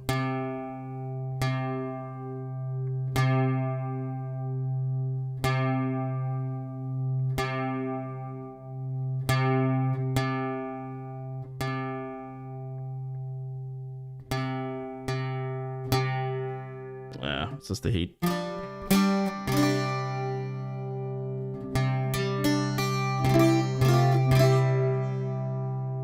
Okay. Well, anyway, let me see. Oh, you got the same one as me, same sort of Dunlop. Yeah, I do like those ones. I have about 50 of these things, and you know, I'm desperate for losing them. But they're very handy especially for, I find, for doing individual string plucking. They're very nice. For melody playing, it does tend to be a little bit more arpeggiated if you do that sort of, like if I was doing sort of harmony accompaniment to that, just to let you hear the sort of difference between like chord playing and sort of melody playing. This would be dum dum bum ba da da da.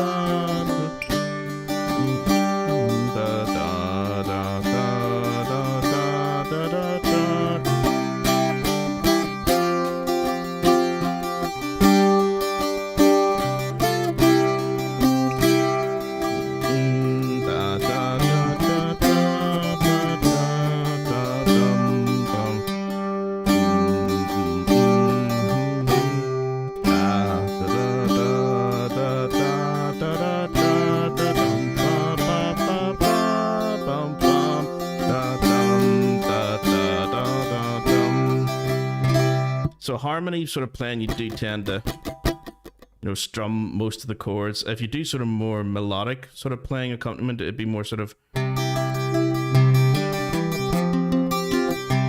whoops, da, da, da, da, da, da, da. Whoops.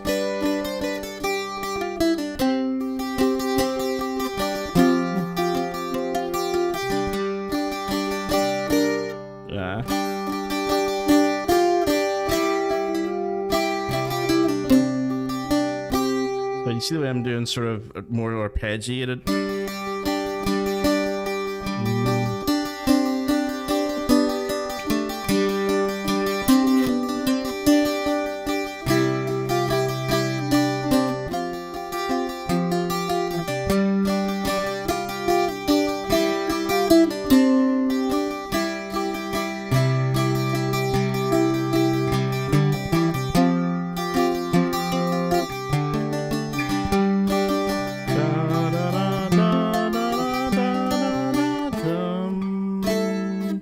probably too high.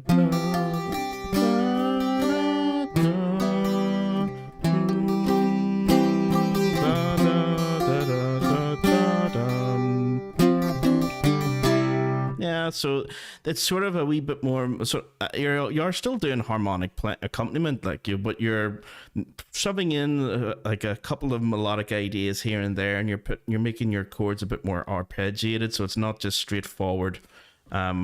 Just block strumming that you would mostly get with guitar playing. So if there's a guitar player in the session, I tend to let them do the sort of main rhythmic sort of stuff, and because they're strumming most of the. They've got 6 strings. It's a bigger instrument. It's going to be a louder instrument too, and let them get on with the sort of providing the harmonic foundation for the whole thing. And if I was playing along, I'd be trying to do like the little sort of melodic ideas, maybe even trying to play the tune if I know it. But yeah.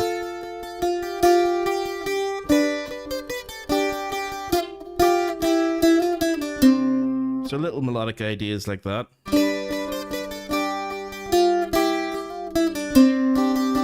It's not really in the piece, but it's just da da da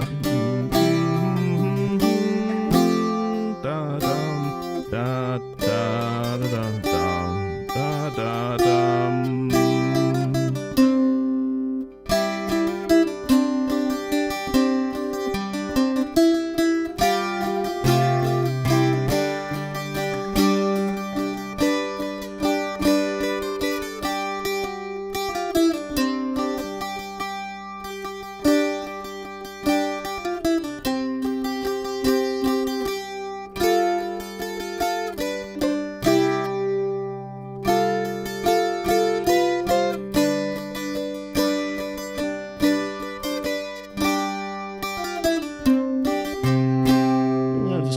Ideas for accompaniment there.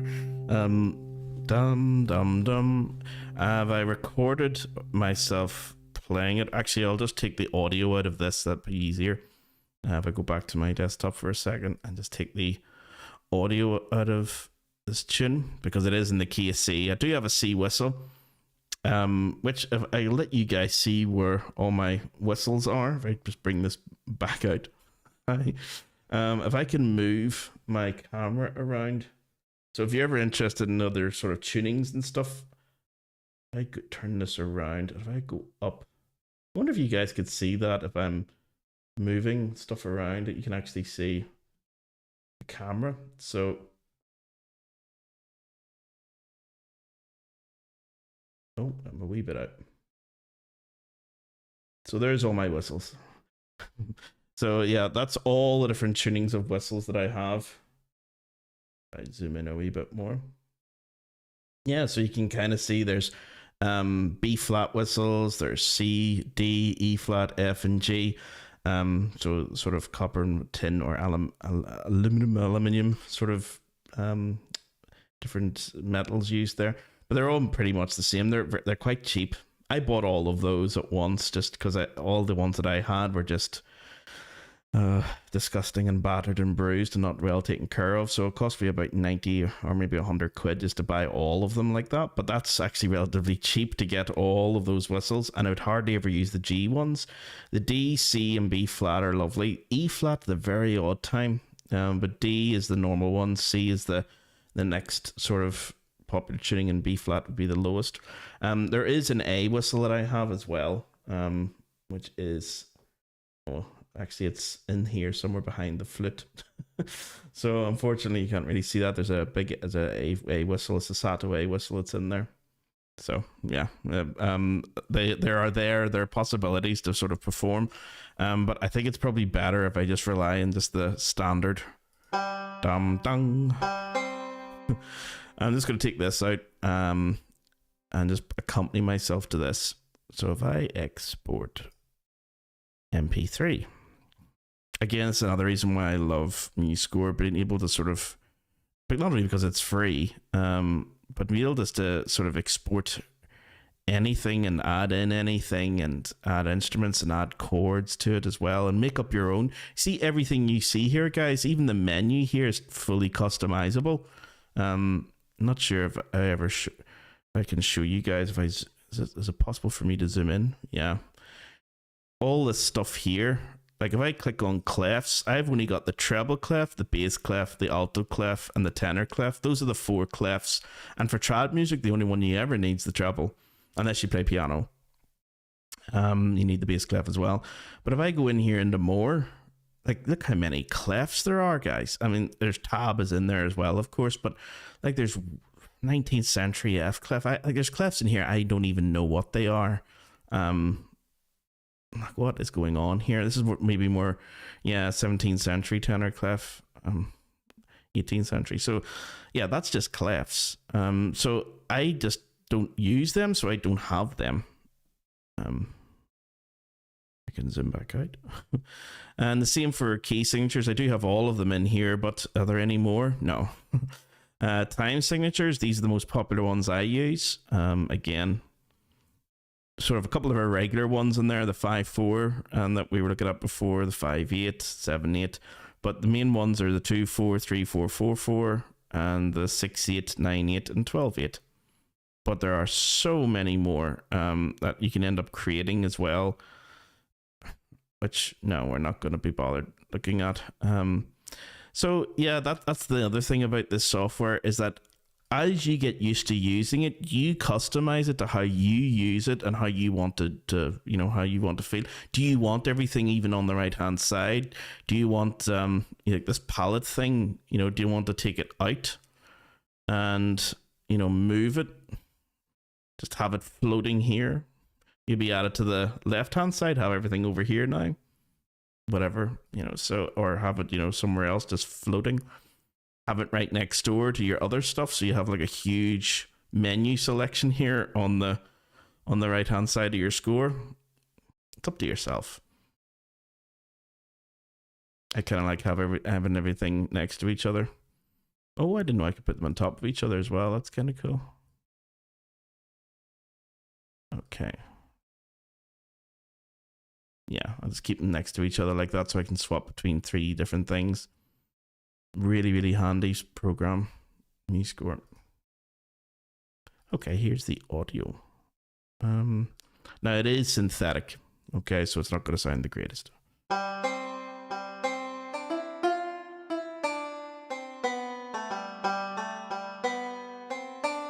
It's all right. Oh, there's a couple of, Mr. GB comments there, Paul. Let me see. So you don't use a different one for melody picking?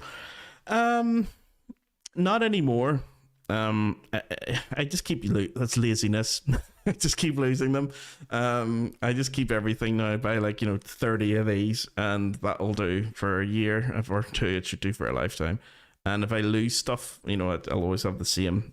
I know that if I pick it out of a gig bag or something, I'm bound to find loads of these lying around.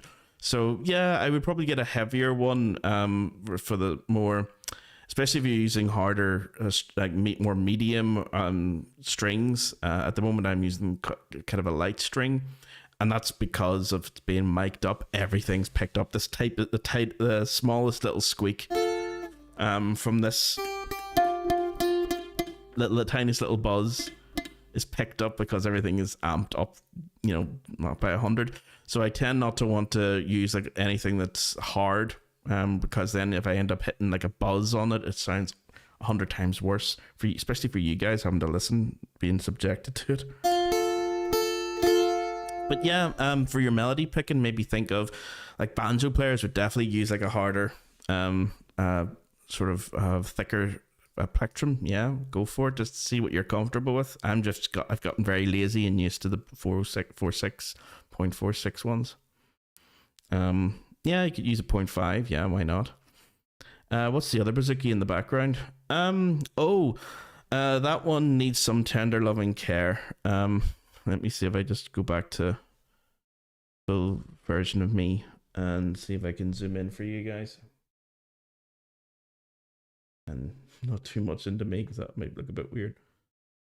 Why is that? I have to keep pressing the button. Yeah, that's the Portuguese one. What do you call the Cavalo? I can never pronounce it. I'll put it up on the screen and show you guys where I got it. And that's just a wee 12-string guitar next to it as well. So Valho Bouzouki. I think I got that in Galway. Did I? Carvalho. Let me see.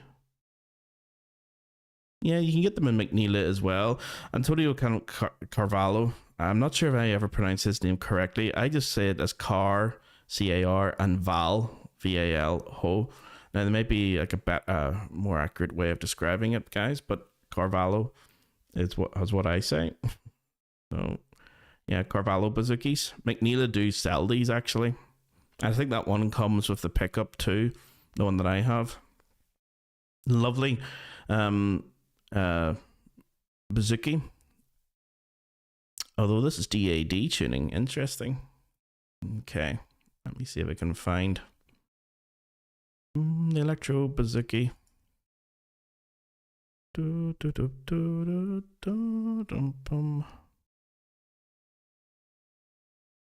Sort of similar to the one I have. The one that I have, I need to sort of I need to bring that in to have it looked at, because the tuning on it's gone, and I think there's a truss rod up the middle of it that needs to be needs somebody to look at it.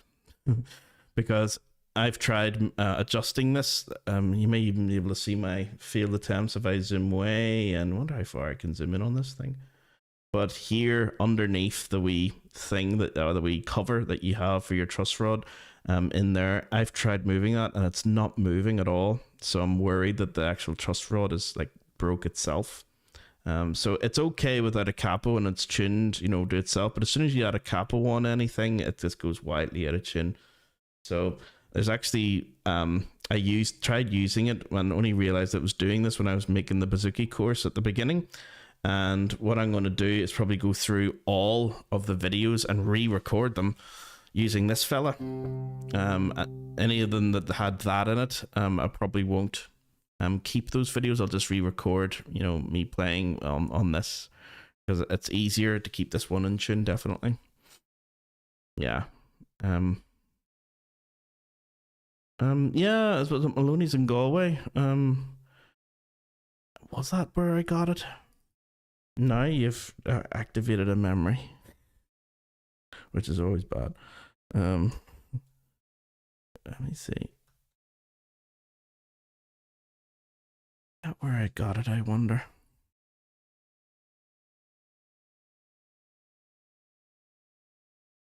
If you ever get a chance, guys, Galway is the city for Galway or anywhere in Clare, basically, for the trad scene. Show you. This looks very, very like it should be round. Yeah. I think that's where I got it. Whoops. Yeah. That's where I got my Carvalho and Bouzouki was in there. I don't know how many years ago in Galway. Yeah, so this is the musical city, guys. Yeah. As soon as I said that, look what's going on. So yeah, definitely worth a visit. Okay. That's where you got yours as well, Paul? My goodness. What did you order, like online, or were you actually there? Did you go to Galway to actually get it?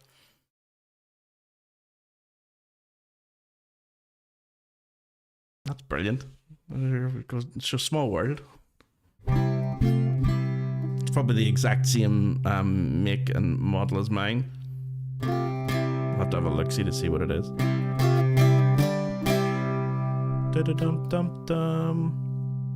Okay. So let me see if I can play along here.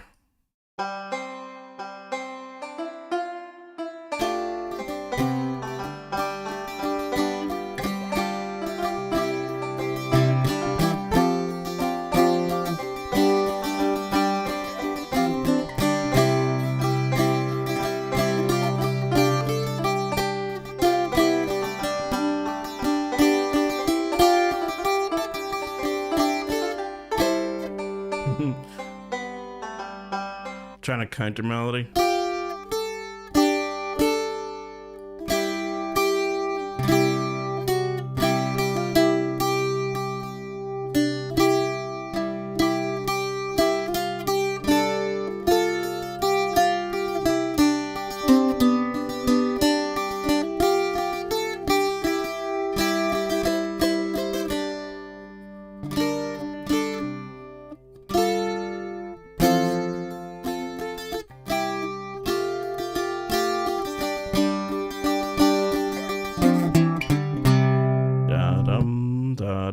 Okay, let me see if I can come up with other chords.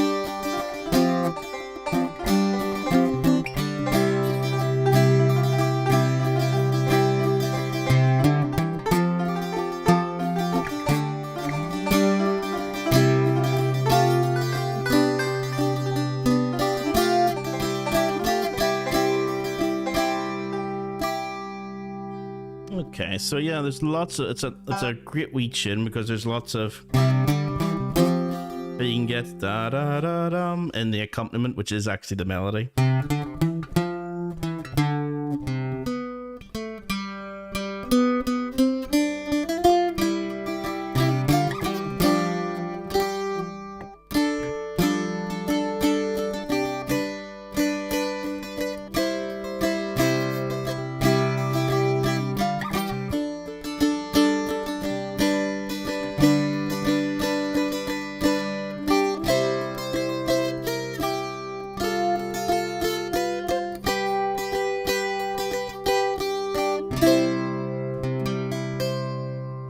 Okay, so there's a couple of wee things there I need to maybe mess around with. Oh, wrong screen.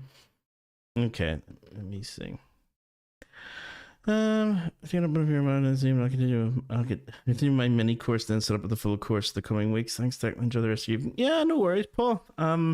That's where I got mine online since sold it. Radio, no worries. That would make more sense, I suppose, considering that they sell everywhere. That's brilliant. You got at least you got to experience the Carvalho ones. Those are lovely.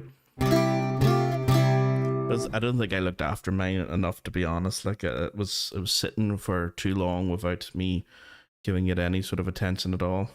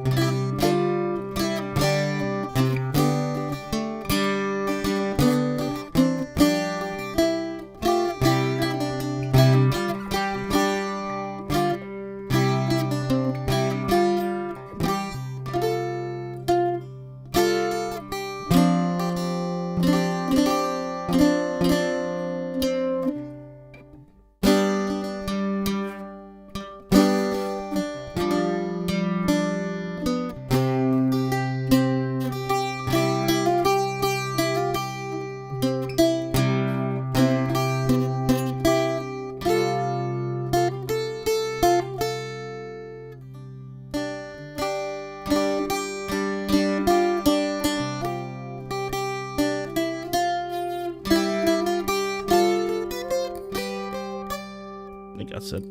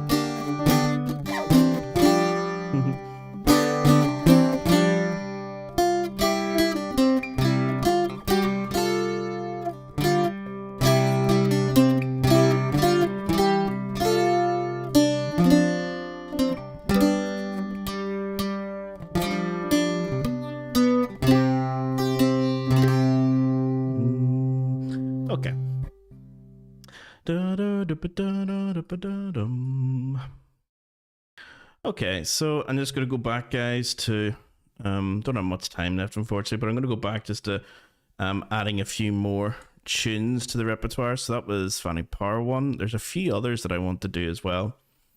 Let me just see. What were the other ones that I had in mind? Madam Maxwell's, Fanny Power, Eleanor Plunkett, of course. It's more of an air, but it'd been lovely. Let me see.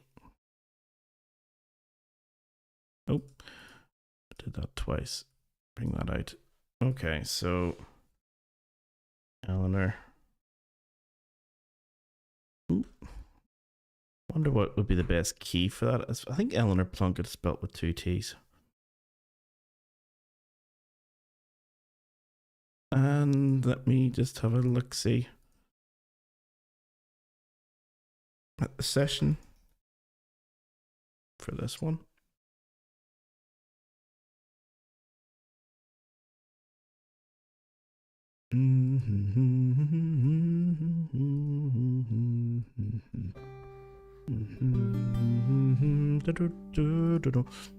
Yeah, just feel free, guys, to ask any questions. If I don't know the answer, like I didn't with Table Edit tonight, because I need to download it again, I'll find out the answer if I don't know it off by hand. I probably won't, but I'll find it.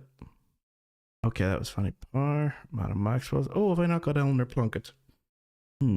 Okay, let's remedy that. Eleanor. Oh, there we go. It is 2 T's. Good job. And it's another nice waltz, although. Da da da dum.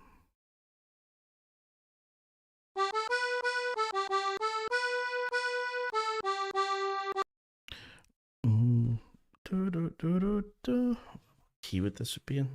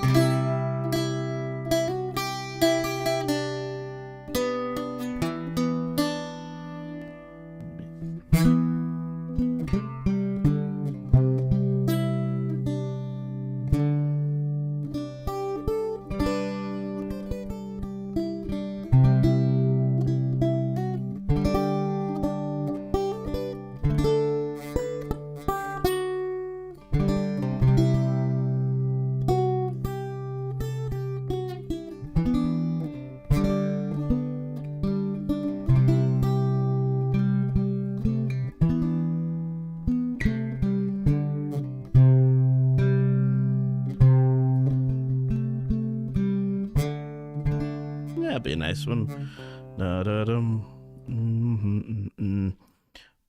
Let me see.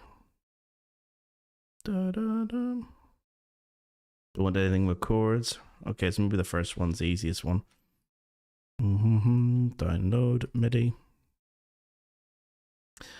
And there we go. So just go through the process again. Once you have the MIDI, open it up in MuseScore. Might have to edit it, but then again, if you want it perfect, you would have to edit it.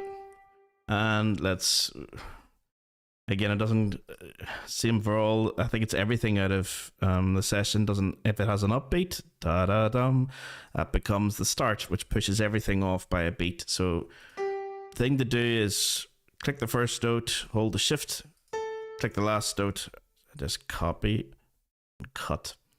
And then what you want to do is make that first bar by right clicking on it, go into bar properties. And even though it's a full bar 3/4, you actually only want it to be worth 1 crotchet beat. So now when I click on that and paste what I was copied earlier, you can see that now it's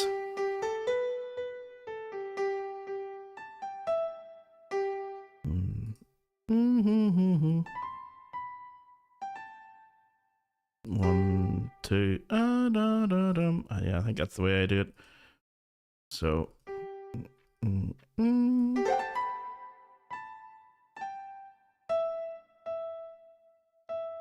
yeah, da da dum dum.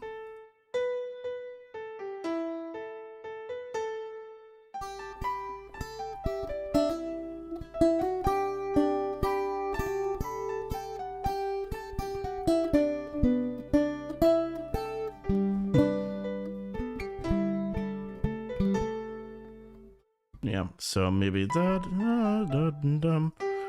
Okay, so ba ba bum. If we go into style, I'm just gonna get rid of that indentation because I hate it.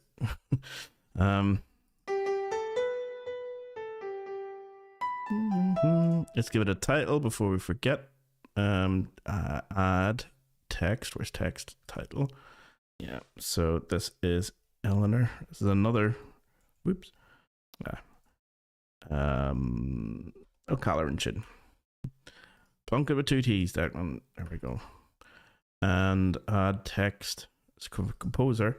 Give the guy his fair dues because he wrote hundreds of great tunes, or at least dozens that I know of, and probably hundreds, but I don't know them all. Probably we want the repeat mark to go in there, so let's go to bar properties. Where are you, bar? Oh, there we go, bar lines. Yep. Da da da dum bum ba ba bum dum do do dum dum dum dum ba ba bum. Yeah.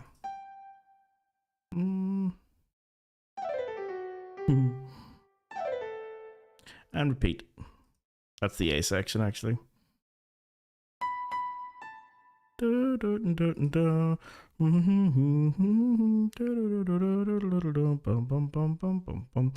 One, two, three, four.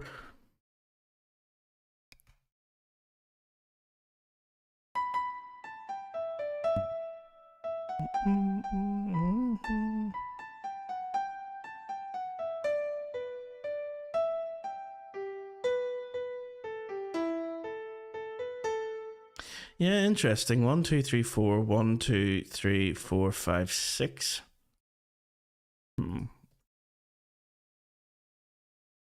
So is it 2 5-bar phrases?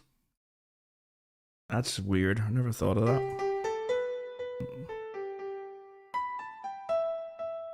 1, 2, 3, 4, 5, 6. 1, 2, 3, 4, 5. 1, 2, 3, 4, 5. Definitely more of an air then, that it doesn't have regular 4-bar phrasing like a lot of dance tunes do.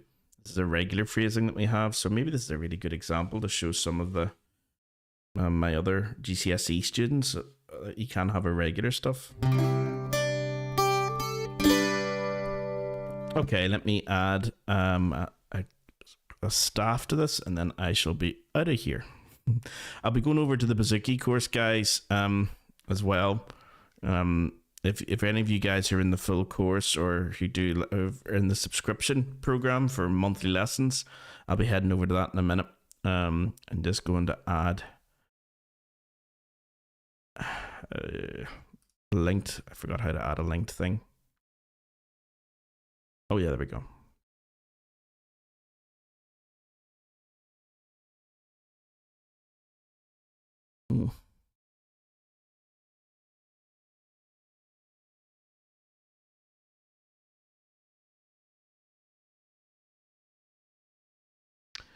Yeah, and as usual, I want to make sure that that is actually banjo, because that's the closest I can get it.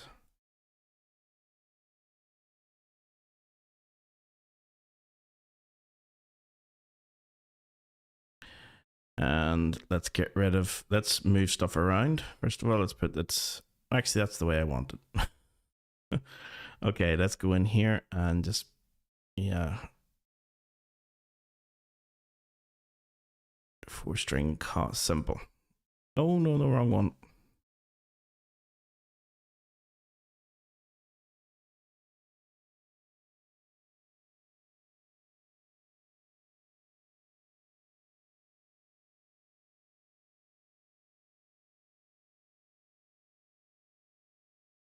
It should be this one.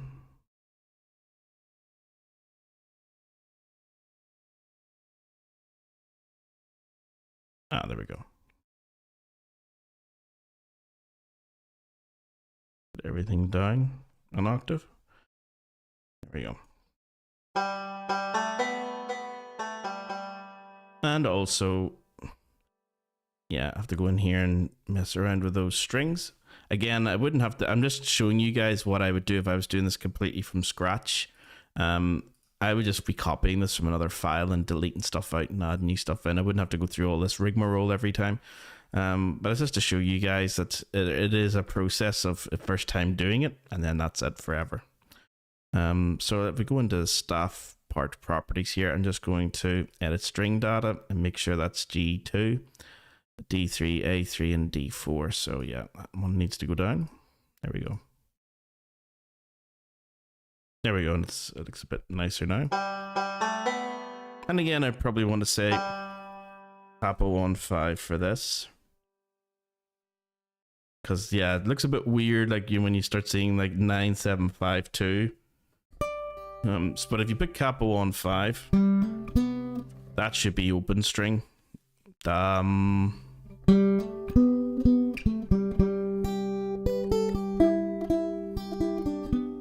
Okay, so let's do that and just transpose everything up 5 frets.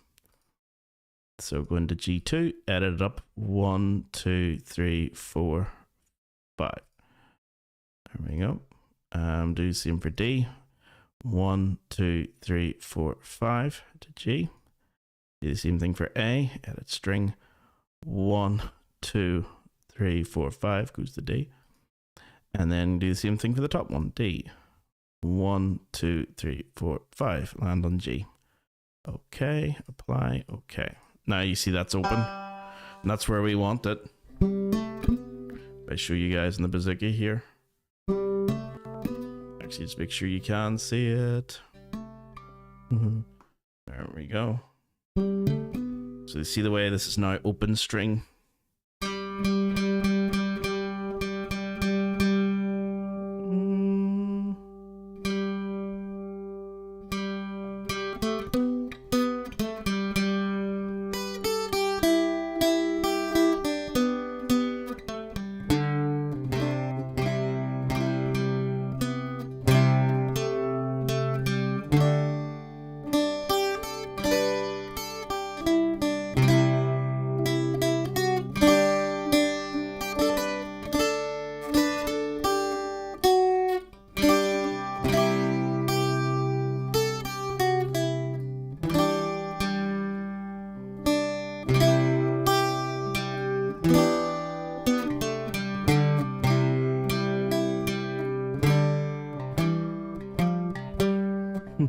Okay, we shall leave it there, guys.